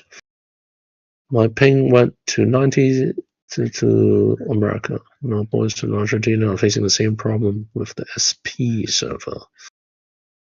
90 to 90. Actually, I see a few users with that, not mass. I think it's more related with the device and your connection. Can you ping me in your ticket? Actually, it would be great if you can put your details of your service provider and your device, because I think this is a more specific problem instead of a general problem in terms of the ping issue. Because it's not a general problem. But if it is, I'm pretty sure the team will be on it. So, Karen, please report your provider, your Wi-Fi, your device, and your location. And if you are using any VPN or anything, I think it can try help optimize your connection. How about Web 2 publicity? Did it go as expected? You mean TGS? Not exactly, because I actually don't really know what to expect. It's our first time there. But I'd say actually it went quite well, because other than Tokyo Game Show, there's also a bunch of stuff that happened in Hong Kong and on the institutional investment end. So I'd say it went pretty well. Got a lot of new potential investors talking. In terms of retail, I'm still in promoters pre-registration. The pre-registration numbers definitely shot up over there. So it's okay. The feedback so far, I think I mentioned up top already. So should be okay. I still think of doing it next seasons. I think it's definitely something we're doing periodically, like maintaining a certain presence in Web 2 is something that we'll do each year. Once I complete the sponsor deck, I can present it to you guys next time, and you guys can see what we are planning next year in terms of Web 2 expos and events. Actually, much of our events next year are going to be focused on Web 2 game expos, trying to onboard more mainstream users, while the Web 3 exhibitions will still go, but mostly targeting more on the side events instead of a main booth, because from what we've been experiencing and what our advisors and investors and the things I've seen in Web 3 expos is that actually Web 3 expos don't get a lot of exposure to actual traffic. Like there's users, there's some exposure, but where real investors and real connections are built in more in private side events, I think hosting that would be healthier. And in certain expos, we can also still run some tournaments, some booths, maintain presence, but won't spend too much budget over there, because I spent 20,000 for that space in Tokyo Game Show, 91 square meters, and 20,000 would get me a 5x5 square meter, like 25 square meter for 20,000. And I beat the same bunch of people in every expo in these events. So it's not really good bang for the buck, but all the connections I make actually are from the side events. So I think hosting a good side event is actually more important than doing the expos. Yeah. But then we'll find different ways. We have a lot of partners. Coming up in the Bitcoin Thailand Genesis and the DEFCON, like we'll be part of the Sentry Guild5 booth, and we'll maintain presence over there instead of hosting main booths. I'd say definitely. I haven't done enough Web 2, but I'd say for retail and Web 2 expos give better results, and on investor and Web 3 expos give. I don't know. I haven't done the Web 2 part yet, but Web 3 expos will have some talks here and there. Yeah, need more data to compile. Oh, finally to my beginning spots. Let's see how many more questions. Not much, it seems. Okay. Wicked. Huru. I play around every day with several friends, and it is a repetitive game loop right now. You play a bit of PvE, the thing is you can do is when you are doing other things, and that's healthy for the current market situation, so you can focus on other things. That's good. You remember that you have to play your decay or push the PvE leaderboard, so you have to pause your PvE run. It's a good thing. You go to PvP and start queuing for a long time, and sometimes on the day you have a really long queue, 10 to 40 minutes, and in active regions like SA, I cannot imagine how it is in the EU.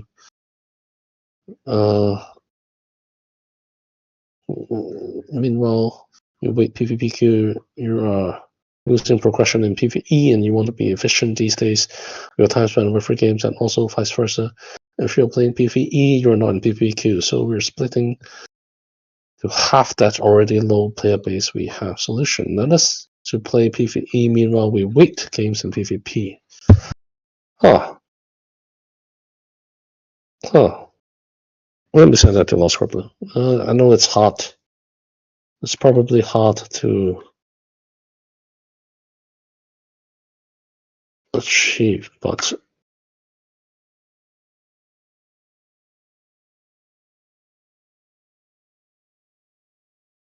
maybe down the road. I would like that too, actually. I would love that too. It's like queuing for a PvP game in World of Warcraft.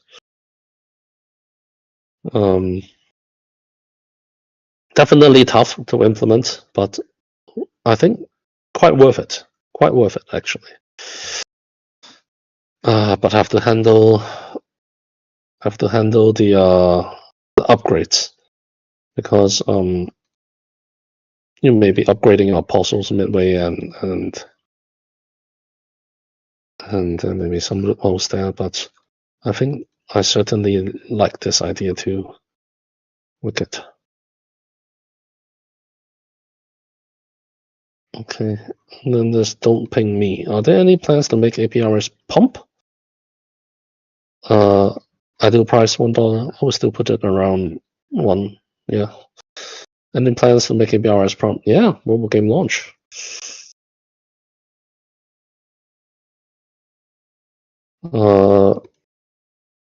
But right now, not right now. Not right now. You only attract people that want to extract money, not players, and risk managing the team running out of runway. Running out of runway is indeed a problem. Is it single staking or APRS staking? Both. Both. I'll scream. I was planning to catch win traders when the same players play every day and win. Well, if you are matching against the same player, well, are they trying? If they have been trying and actually playing, then it still works. But of course, it's still harder if they keep playing against the same person. But it shows, actually, from the tribally and from our backend, we can see.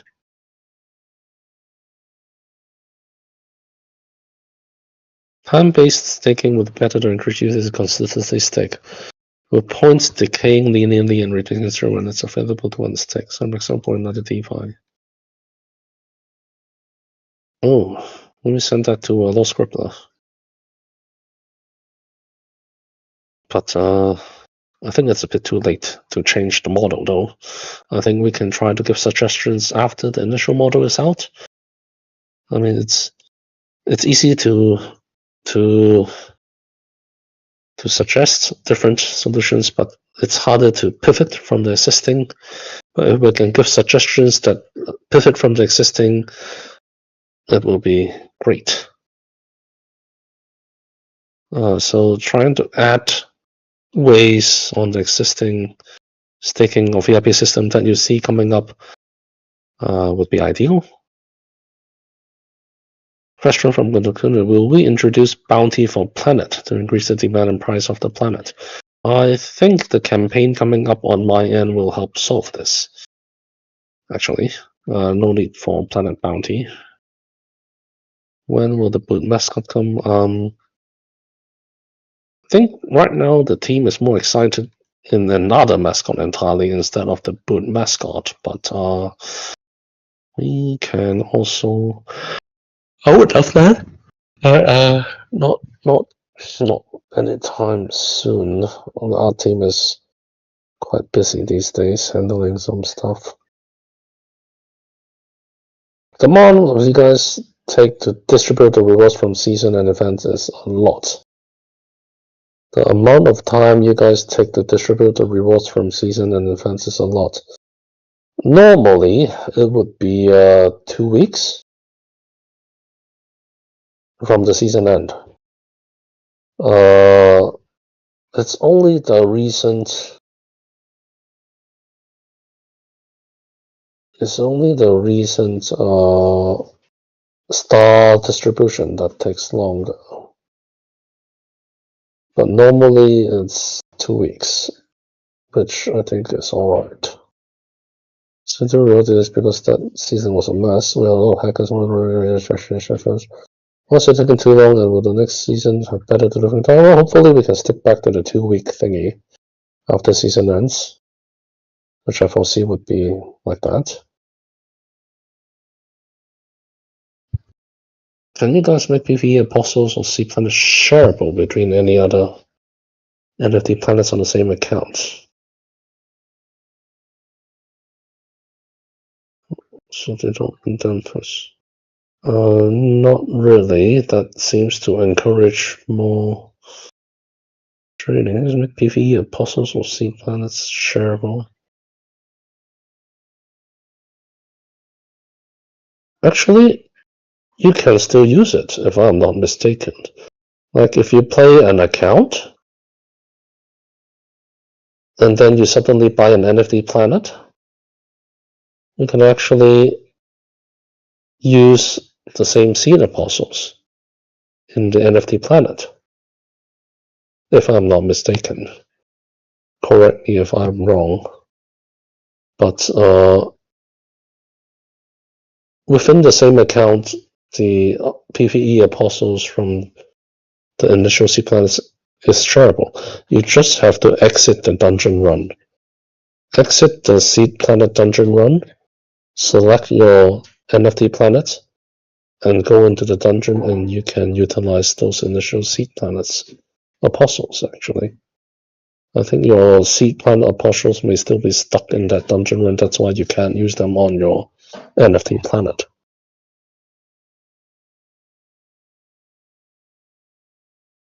You should ping me in the ticket, Kieran. Don't DM me that whole thingy. I can just go to that ticket and see regarding the ping issue, Kieran.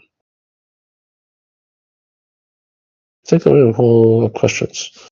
Programmers are producing low-quality fixes and implementations because they think they'll have to redo them in the future anyway. I don't agree with this sentence. It's not that they will redo them in the future anyway. I don't think that's their mentality.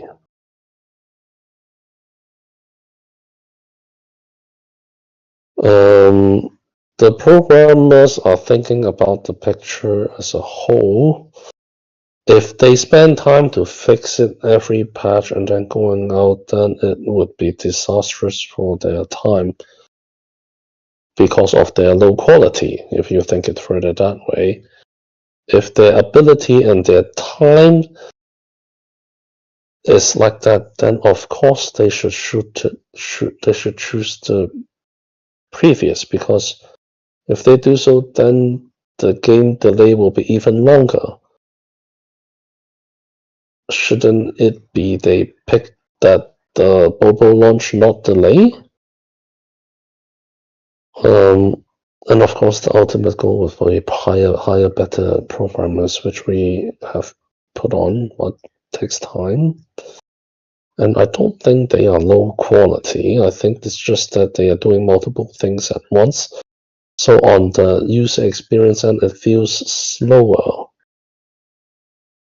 If we dedicate all their time to bug fixing, I think their quality, of course, will be higher. But I still think their quality, I mean, they are pretty good programmers. It's just that we don't have enough of them.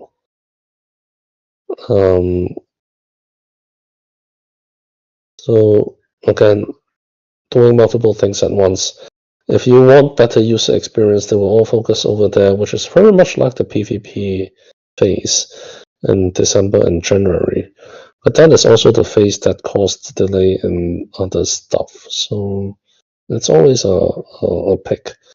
So the truth is, yes, the user experience will have to suffer a bit these days, but it would get better next week with the new things. Like, maybe we're still improving that side, so yeah. looping into the same loop. If the player, how many programmers on the team? This 1, 2, 3, 4, 5, 6, 7, 8, 9, 10, 11. I think around 10 to 12. 10 to 12 on the programming side. 4 game design. And then there's the ROA team. ROA team has 2 to 3 programmers. 2 to 4 programmers. And then 4 to 6 testers, designers. Something like that. And then on the M Inverse team, there's 3 programmers. So total comes to around 16 to 17 programmers. All full time, well, even if outsourced. If the players aren't at the heart, if we aren't your priority, then how do you expect us to support you guys? Why would you say the players are not the highest priority? Can you elaborate? Everything we do is to improve the game experience and hence utility, so that ultimately there's more things for you guys to play. I really don't see why you would say that, Hearts. Can you elaborate why you guys are not the highest a priority for us?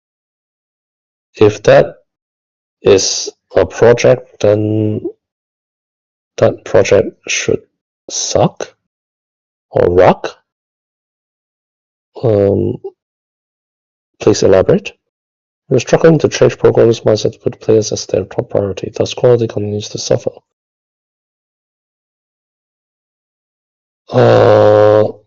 The project is choosing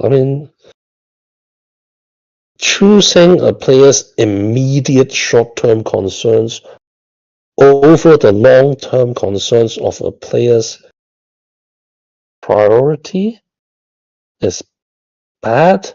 We should focus on every player need in the beginning, and in the short term sounds a very inefficient use of work and time. And if you put it that way, then yeah, I guess we are not putting the short-term concerns of our players as our highest priority then. Because there are other things that help the players along the way. Then yeah. Do I have next steps or am I giving up? Can you tell me how I am giving up, please? I don't see how I am giving up in whatever I do for the past 8 years.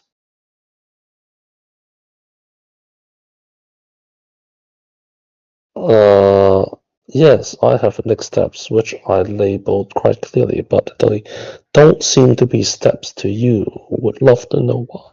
Know why? Publishers and investors, some are looking at DAUs and player retentions, so their priority is also the players. Yes. Yeah. But if I tell them the same situation, which they know, and they are supportive, and they are investing, so I don't see how I'm wrong yet.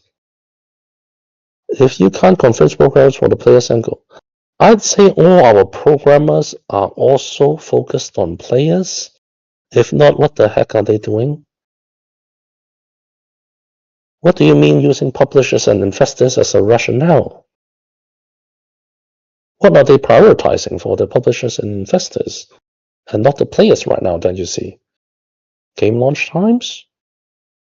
I mean, ultimately, even for the game launch, they still have to bug fix. If you can't convince programmers, I don't. Can you tell me what you expect the programmers to be doing actually? If because I think we are in that loop of what you are expecting the programmers to do from a player's angle, and yeah, I think that would be better. I understand you can't magically make the programmers better or make features come out faster, but as the company leader's position, what you can do is set the company's cultures and values. For example, give a recurring all-star presentation on why players are important. I don't think I have to do that because I think they all know players are important. And they know that players are company's core value. What are they not doing these days to not put you guys on top? Is absurd accusation that is wrong, and I would defend my team on this because what you are calling them is utterly wrong.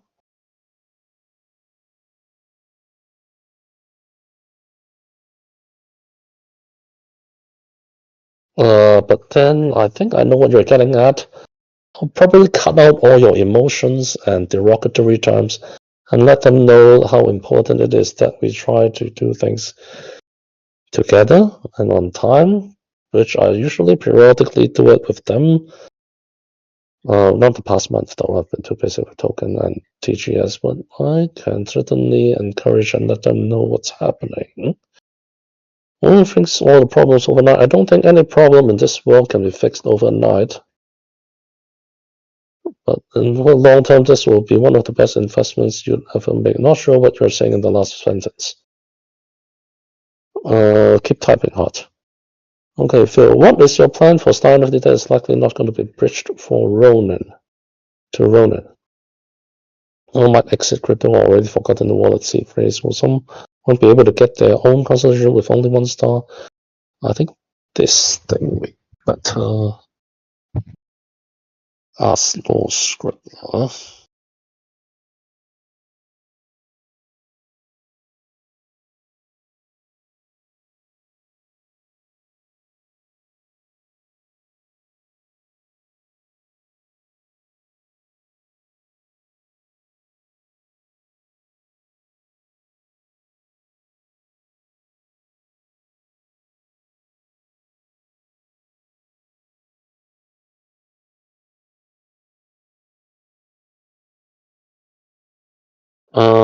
Can you open a new ticket, Kieran?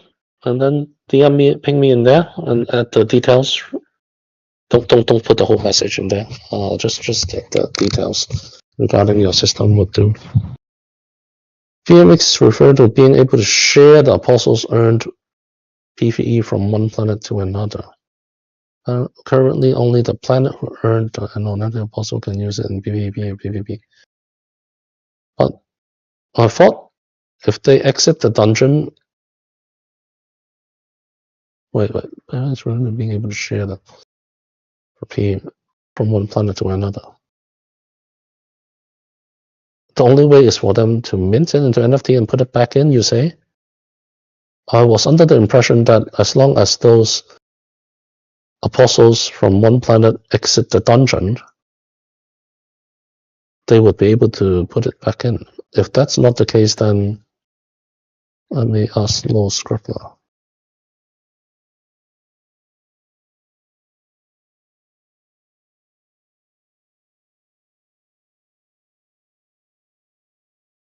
Oh.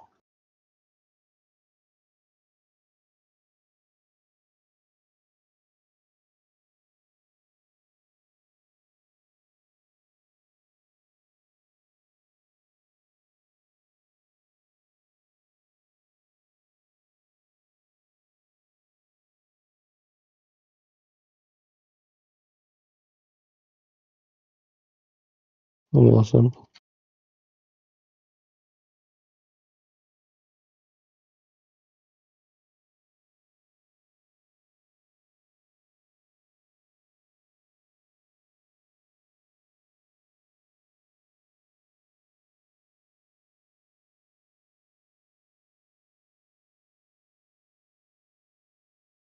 Yeah, let's see what LoreKeeper source. It's based on what you said earlier about the programs are not progressing on the fixes. It's always sounded like the team is more concerned about time efficiency. But the time they are allocated into other things are also for the players. It's not that they prioritize their time and allocated it to recreation or doing something that's not related to Aperon, right? Next step specifically for convincing the programmers. Why should I convince them that? They are working on Aperon stuff after all. If they always focus on bug fixes, then how do they implement the future features? I mean, it's like balancing an engine in any spacecraft sim game. You put all your focus on the bug fixes, then what about future feature implementation? This will slow down future feature implementation. Do you want more features or do you want bug fixes constantly?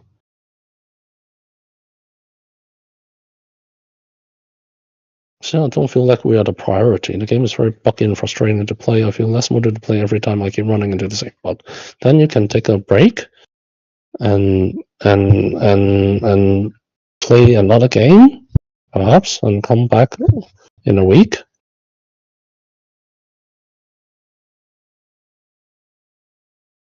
I mean, bugs take time to fix. Wait for the next patch. When the new patch comes out, give it a try.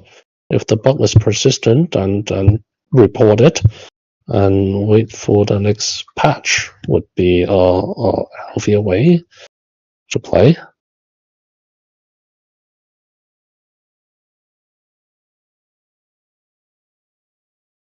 Well, I do hope that the bug report system next week is there. And I think, actually, like, one of the, I think it's Claudius, if I'm not mistaken, mentioned that, yes, we should tell the programmers and the overseers to respond better in the bug channel. Actually, they have been looking at it, but they're just not typing shit. So it feels like people are talking to air in there, which actually sucks. But I know they have been reading, but yeah, I told them to at least acknowledge something, which makes it a bit more interactive and let the players know what the progress is instead of not talking. I think is actually something that we really need to improve on, and maybe expressing what the difficulty is or what's happening is actually a good thing. So yeah, I think it's good. And also the new issues and bug report system should help also solve a lot of this. Indeed. Take a look at what LoreKeeper said for some of the previous answers.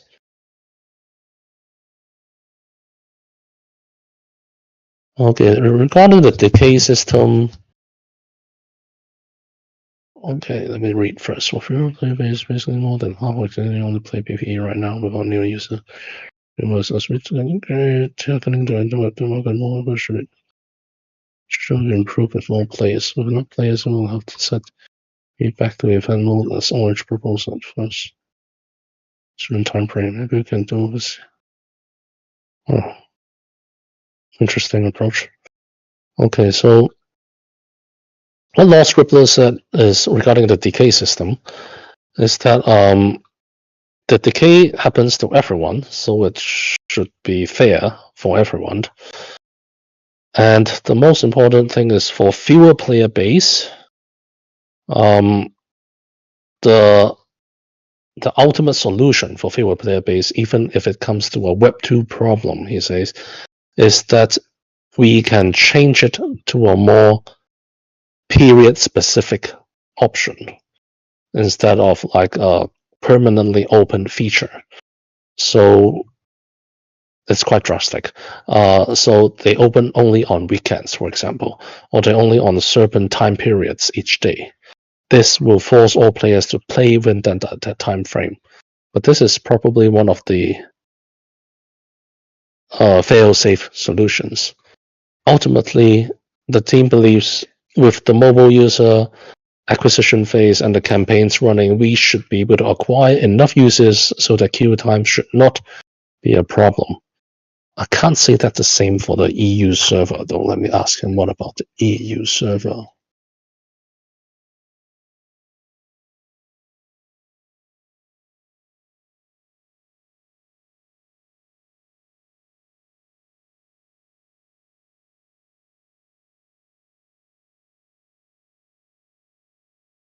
Let me take a look and see how he answers that.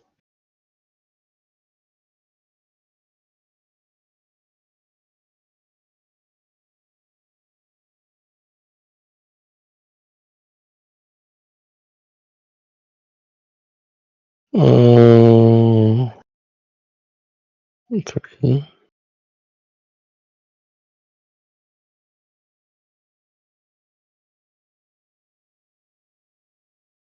Okay.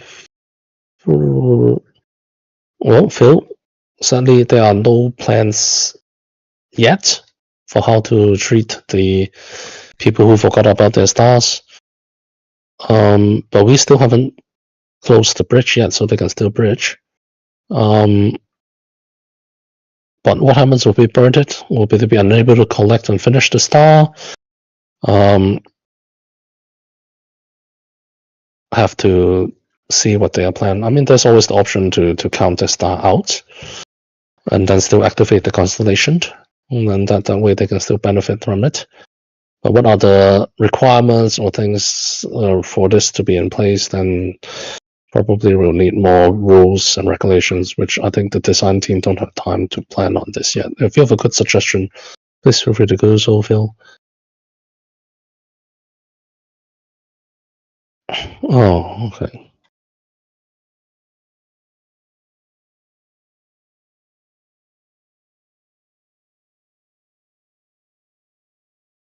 Okay.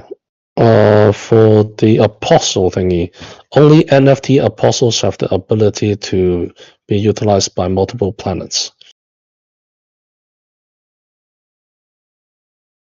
For now.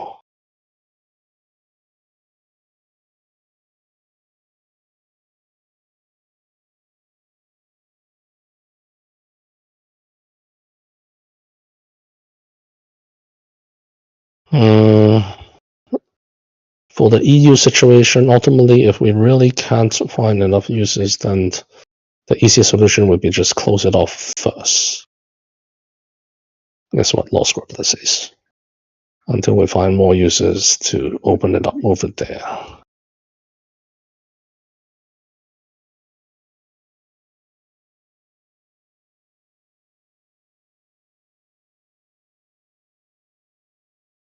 So what about the ping advantage in PvP?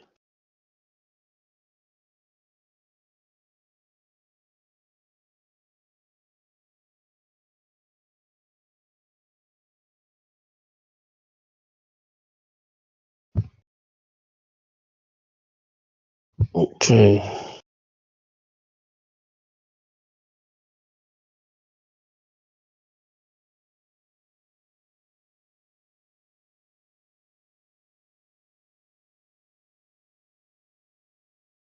I think we have a different definition on what prioritizing the players mean. I just do mean you would pause all development until you have the quality under control. That doesn't mean that all bugs are fixed, but it's low enough that players' experience is good. As an arbitrary example, less than 2 important issues, less than 5 important issues.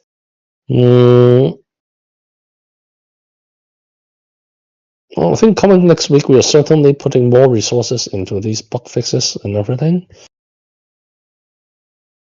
So we should see how they fare. And this one is in LoreKeeper's department, and he's already filled to the brim with stuff. Is it worth to fiddle with the whole development pipeline right now that the mobile launch is focused to be complete within this time frame to satisfy prioritizing players? I would have to put it to a vote in the community.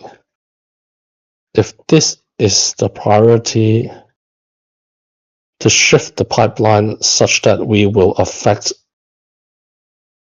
the quality of the mobile launch, I would foresee is maybe a better game, less bugs, but we're only able to fit iPhone 12 or above mobile games, mobiles, and then the game comes out, get good reception, but majority of pre-registration users and LATAM SEA users are unable to play the game. And then the launch is there. And then they will see the launch and they can't download it. And we lose the initial launch phase acquisition momentum. Then we'll have to spend a bit more marketing budget later to acquire them back. Is this worth the adjustment? I don't know. And what if we dial up on more people to implement other features so that once that's in, we can full hands on deck go bug fixing mode? Why not do that? Which is what we're doing. The users will have to bear with another 2 to 3 weeks at max.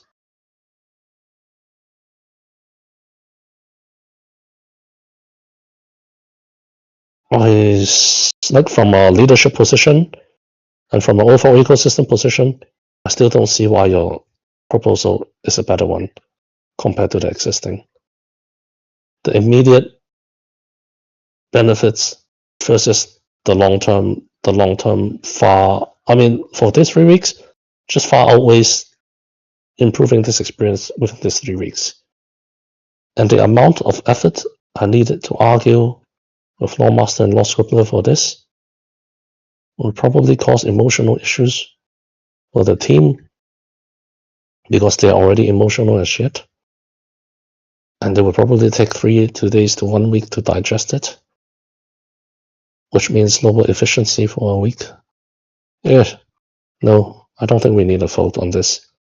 But sorry, it won't be happening. But if you call this us not putting players as a top priority, I would say no. It's still top priority. It's just what's better for all of us at the end of the day. And I really have to stick by my point. Do we lose Apostle we got every season if we don't win it? No. The Apostles, if they're in-game, do have an aging, but if they die, there is an ability to revive them, so they won't just die. And at the end of the season, I don't think the game, let me double confirm that. I don't think at the end of season anything resets. The only thing resets are the ranking, not the Apostles. But would be great if an overseer learn about this and know this. So I'll send this to an overseer to answer.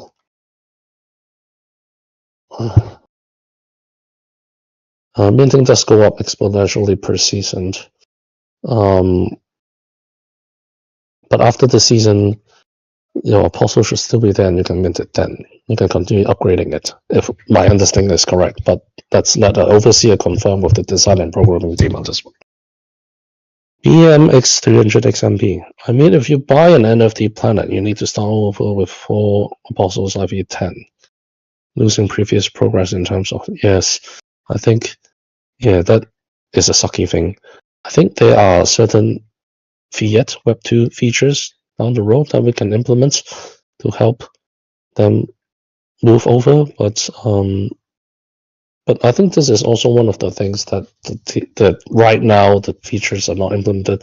So the only way is actually to mint them, turn them into NFTs so they can move across different planets. Some will say this is a little encouragement for them to explore Web3 or mint some stuff. While others may say it's a big inconvenience. But if they're willing to buy a planet, why not spend a few more bucks to get better apostle NFTs or just mints their apostles.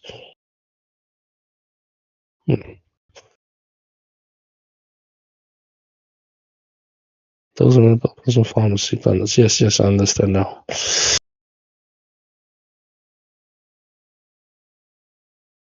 Okay.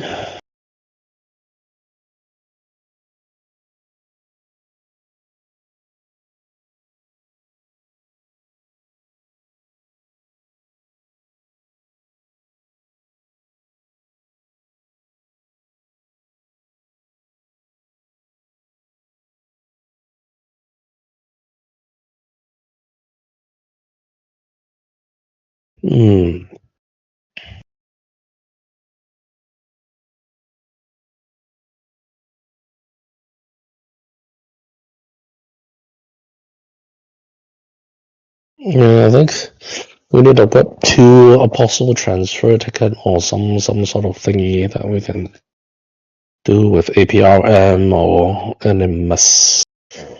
Well, it's not in yet, but we can certainly do something to that in the future. BMX. But right now, yeah, you'll have to wait for the seasonal reset to mint and go there. All right.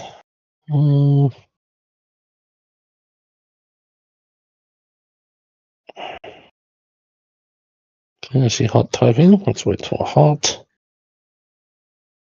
What else to do in the meantime? I can update you guys on what I'm doing these days. So, got something exciting in Hong Kong happening. You guys will know in November. Also need to prepare and remodel my pitch a few times because there's something big coming up in Hong Kong in end of October. I'll meet a bunch of very important investors. So I'm trying to prepare for that. And then there's the sponsorship deck for the Guild Wars finals.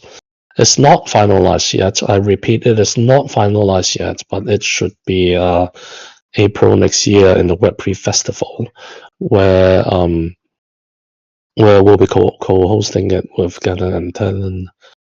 We were creating a sponsor deck for that. We'll try to find a few more Web2 sponsors and some Web3 sponsors for that event to make it a bit more happening. What's most important for me for that event is actually I need to get a few government officials in. They won't be available between Christmas and Chinese New Year, so cannot do that. And there's no important events between now and Chinese New Year anyway. That can help our launch.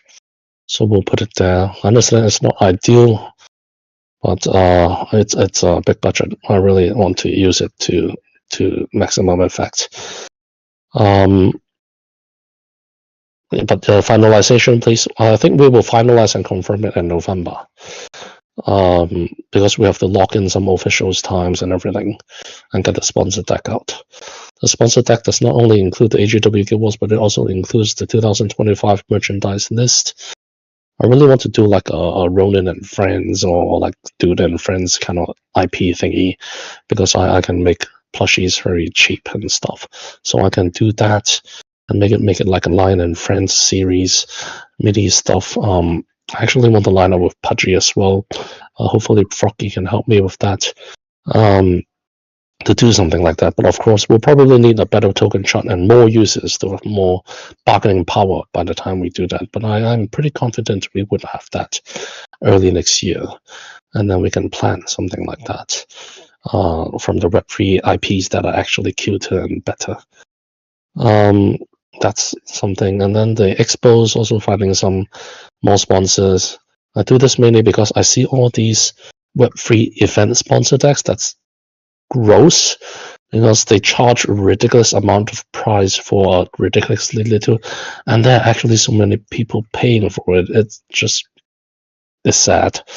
But yeah, I'd rather take advantage of it.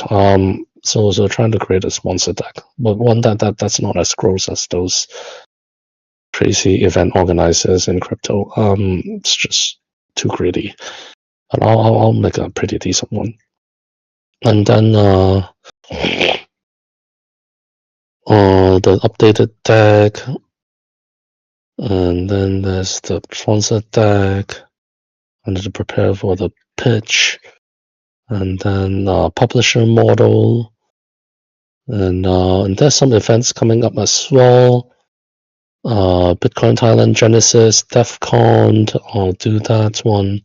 At the end of this month, there's the investor pitch, and then there's also Blocktober. You guys will be interested in this. I won't announce it yet because I'll save it for the media to announce it. But I'm also going to a Blocktober event in Hong Kong, a side event organized by another interesting partner. You guys can wait and see that event. It's a small event, but it's quite interesting, this partnership. You guys may be intrigued by it. And then not much following up on a ton of stuff from okay, hot. I don't know how to convey my points well. I think you convey your points very well, but sometimes the language is very direct and it's very emotional, so it gets me emotional as well. I'm sorry about that. I should be a bit more professional, skip the emotions and focus on the main issues and points. But me to long-term thinking, then you're changing mindset, short-term thinking, then your time efficiency. Okay, I do agree that the company culture definitely needs improving. There are many things actually beyond what you're thinking. There's many communication issues arising. But actually that's it's between departments. I think I'm to blame on this because these days I'm focusing much more on B2B financing partnerships. I've spent less time in the community, less time with my company people to really bring them together. I usually do quite a lot of that. I'm usually like the company and the community mascot because I actually don't have any development prowess. The only thing I can do is to make them happy and convey more. I can't really help with programming or art. So hopefully, but I still foresee me fundraising as much probably until I mean, as an entrepreneur, it's my job to keep fundraising to keep the company liquid. But hopefully, I can take a breather after next month. At the end of this month, before the mobile launch, maybe early November, I can take a breather and spend more time with the community and with the with my team, so that I can try to motivate them a bit more and prioritize their schedule a bit more hard. Time efficiency equals success is not actually long-term thinking. I think it's a bit of a both at the end of the day. I mean, a book writer always needs a publisher because someone needs to be putting them in the time schedule. I mean, we're already sucky at the time department. We're always delaying and postponing the launches and everything, and it seems it's very hard to get the timeline on time and on right. But I mean, there needs to be something. I mean, quality is of course something we want to focus on, and UX is something that's definitely worth focusing on. But it's the resources that we need. If we have a lot of resources, we can hire a bigger team and find a better way to scale up. I think scaling up is definitely something we need to focus on after the mobile launch. Before we really focus fully onto the God game launch, I would agree that we need that department fixed because the game is out. We can't really hide behind beta, PC beta, or this sort of thing anymore. Once we go mobile launch, well, we can still hide behind certain regions, like we don't open up China or US, UK, those main regions yet. But as we go more and more public, there's less and less room for this time efficiency thing, because we must allocate more to the UX. But before that, I guess it's falling into an excuse territory now. Yeah, we'll have to find more. No, it's not about being direct, Hard. It's about the language that you use, the phrasing. It's the emotions. It's actually, you know what? I learned to cut out a lot of this in the company, because I mean, it's my job, so you don't really have to. But like when I communicate with artists, and it doesn't even need to be artists. When I communicate with other people, I mean, the stronger the language I use, the more personal the language I use, the harder it is for them to get over. And they tend to focus on the emotion instead of the actual problem, which is the real problem. And it takes like a day or two for them to digest the emotional problem before they focus on the actual problem. So yeah, but it's okay. You can talk that way to me. I get over things very quickly. But yeah, I mean, so that's why sometimes when I tell some of the users to give feedback to, hey, you can DM me all the curse words and everything, but try to use ChatGPT to. Yeah, I think ChatGPT helps in this case. Just type whatever you want and then throw into ChatGPT and tell ChatGPT to maybe ease up on the personal attribute, and then just paste that into the feedback. The programmers and everyone will probably take it easier, because they are human after all. They will get emotional when they see emotional wording, and it deviates them from the actual problem.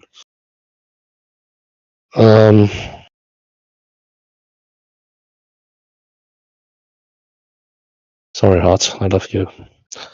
I know, but yeah, let's focus on what you are real concerned. I understand. At the end of the day, I do understand. So we will work on that. And we'll need to do a better job at conveying these stuff. Okay, BMX. I think what you're saying is that they need to balance quality and quantity, because it seems like they put a lot on quantity and on neglecting current listeners. That's how I feel. Well, we don't want to negate your experience, everyone. It's just priorities. For the pipeline. They will focus on quality. There's no reason to not focus on quality once the mobile game is launched, when there are really more users. It is true, if you phrase it like that, and it's not an it is true that we do, in a certain way, take our holders and original people, take you guys for granted. That's what it seems to a lot of you, which sucks. But I really don't take you guys for granted. You guys helped make Apron come true at the end of the day. And I would never take any of my early supporters for granted. Even if one of my earliest investors now is one of the worst investors I've had in my life, he is still one of my earliest investors and supporters, and I will treat him with the utmost respect, even though he's dumping shit. But I mean, hey, it's their tokens. They can do whatever they want with it. But still, I would always remember who support us. And I can't promise immediate benefits, but I will always remember who's here and who's helping. And sooner or later, I will get it. But yeah, well, tough times, bad market times. Well, you have to wait it out and tough it out. All right. Let me see if there's any stuff going on in the open chats.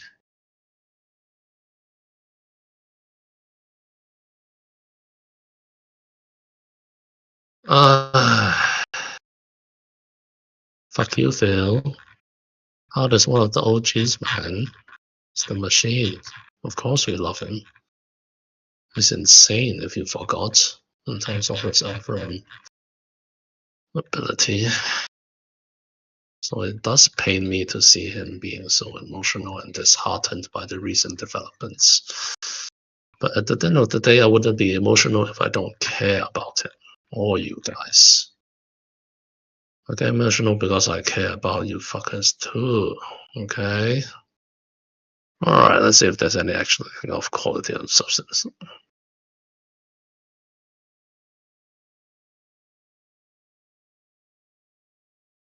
Yeah, you can maybe cut that out of the record. The EMA ended 10 minutes ago.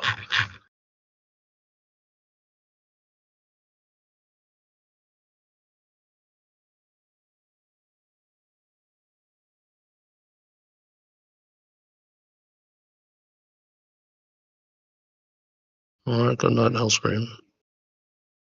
Hellscream is freaking everywhere. It's insane. I'm really thinking there's twins like freaking what's that magic show, like Christopher Nolan magic show, The Prestige. Actually, twins. One on Apron and one in Axie. And one in Slack. It's triplets. He's everywhere.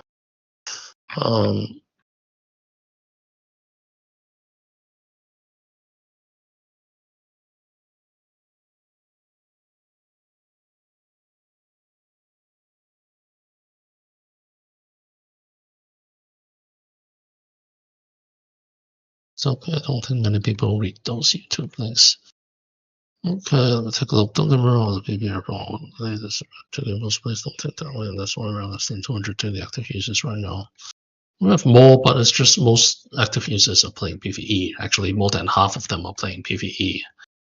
PvP usually gets more rowdy towards the late season. But yes, overall, there's not a lot of active users right now. It is a problem.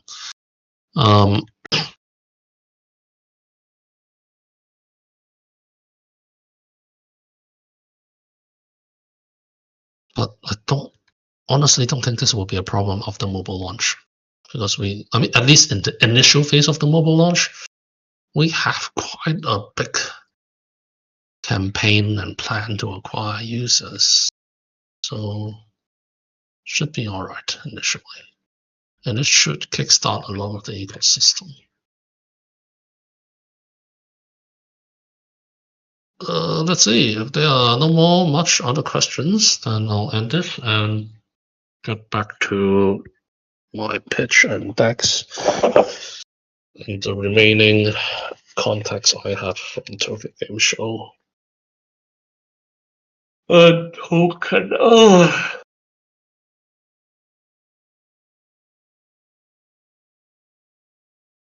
Alright, let's see Karim typing. Let's see what Karim is saying. Thank you for your time, guys. If there's any questions I didn't answer properly, just continue typing in the AMA questions channel. I'll type and answer those when I see them. And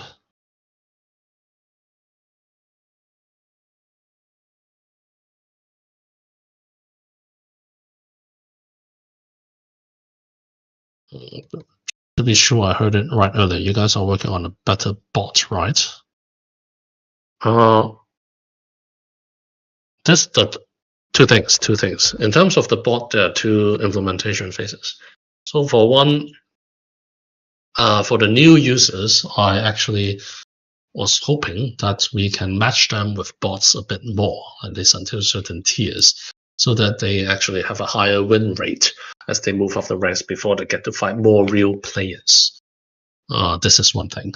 As for the bot levels itself, ultimately we do target on Marvel's level of bot implementation, meaning there are multiple and different tiers of bots. Also, we shouldn't really say this out loud, but I mean it's pretty obvious in Marvel's that. But there are different tiered bots in different tiers, and they they will give different. They are pretty powerful at the top end, and they probably know what card and deck you are using, so they probably have an advantageous deck compared to you, which you will find frustrating, just like in Marvel Snap. But still, top users have a way to beat them. But how far we implement this, I'm not sure yet. I don't think we even have the capacity to implement the top tier bots yet, unless we partner with some of the more interesting options out there right now, like AI learning. Like we can use AI to train these bots. Actually, is something that we're very entertained to do, and will do. Whether we do it ourselves or with a partner I'm still looking around. I actually had a chat with AI Arena's team, but I don't think their bot implementation is that mature, and they charge over free premium that I don't agree with. Don't record this part. Do not record this part. But yeah, we should cut that out.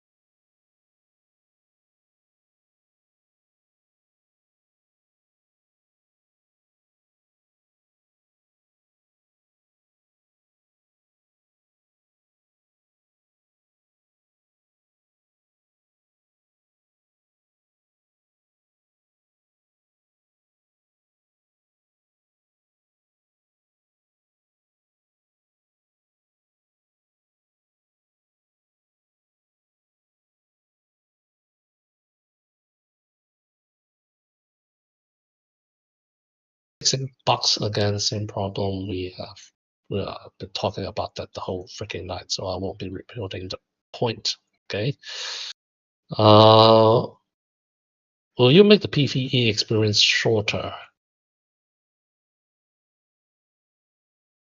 Same time. So right now, actually, the player after their initial new tutorial phase, which should be 15 minutes,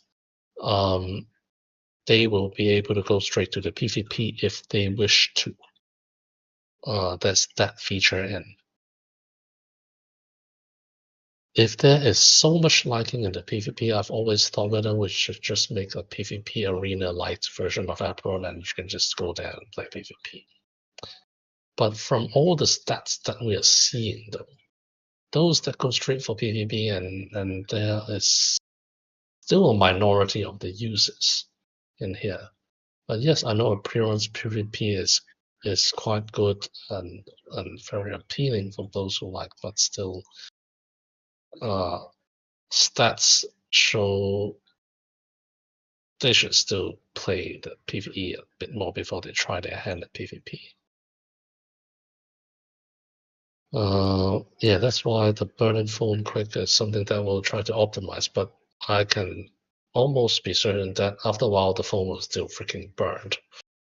I think ultimately for Aperon's path, especially graphic quality games of this caliber and mid-core games, the ultimate user experience is actually for the users to play it, download it on the mobile, experience it, but ultimately their main platform will be PC.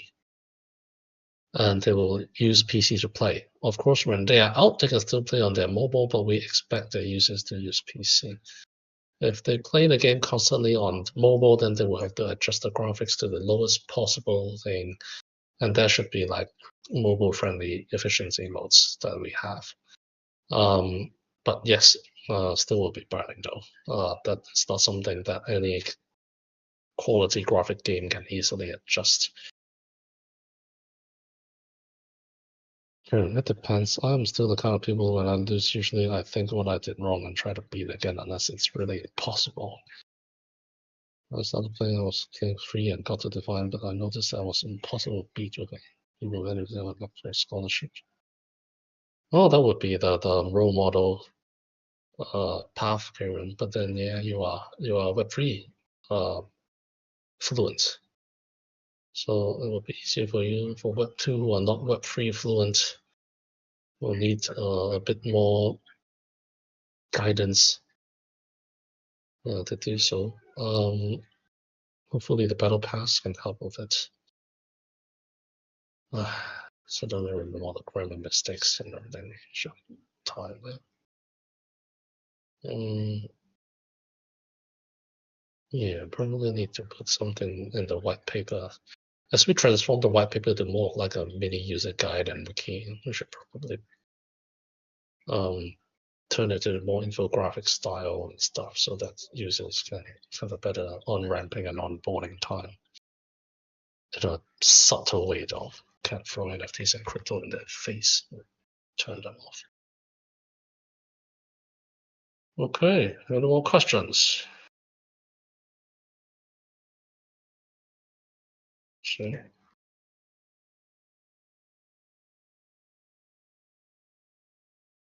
Steve, I'll end this near me in 4 minutes. If there are nothing new, well, I'll answer any questions until then. Let's see. Oh. Okay. Let's see, this is some DMs.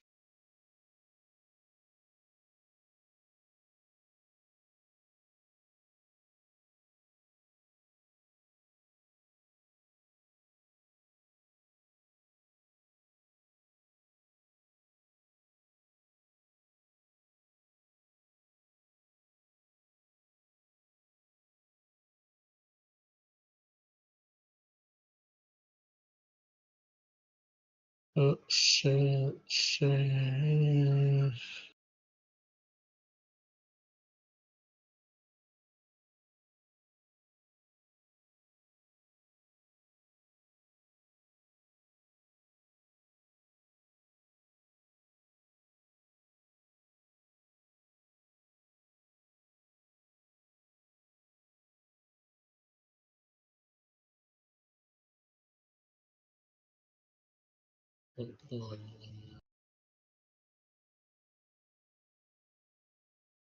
Oh, there's some progress regarding the on-ramp solution thingy, because I know Roland.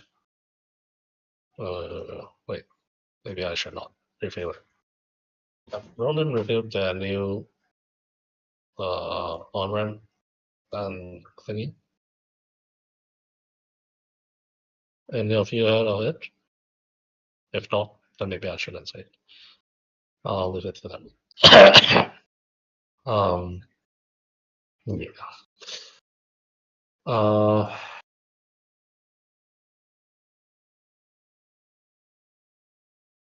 I don't see much questions. Well, let's call it a night.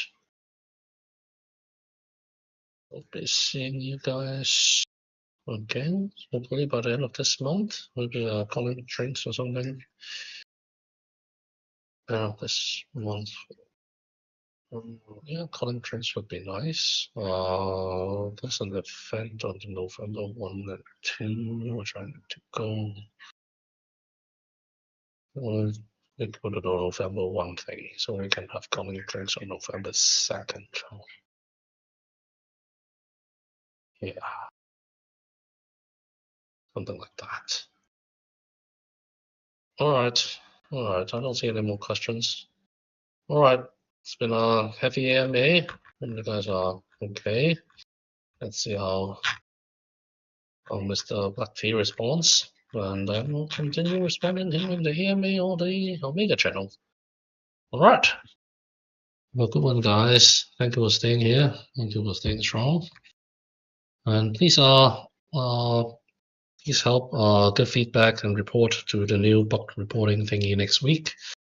And try the mobile version, and remember it's the first test, even I haven't tested it. So may have bugs here and there.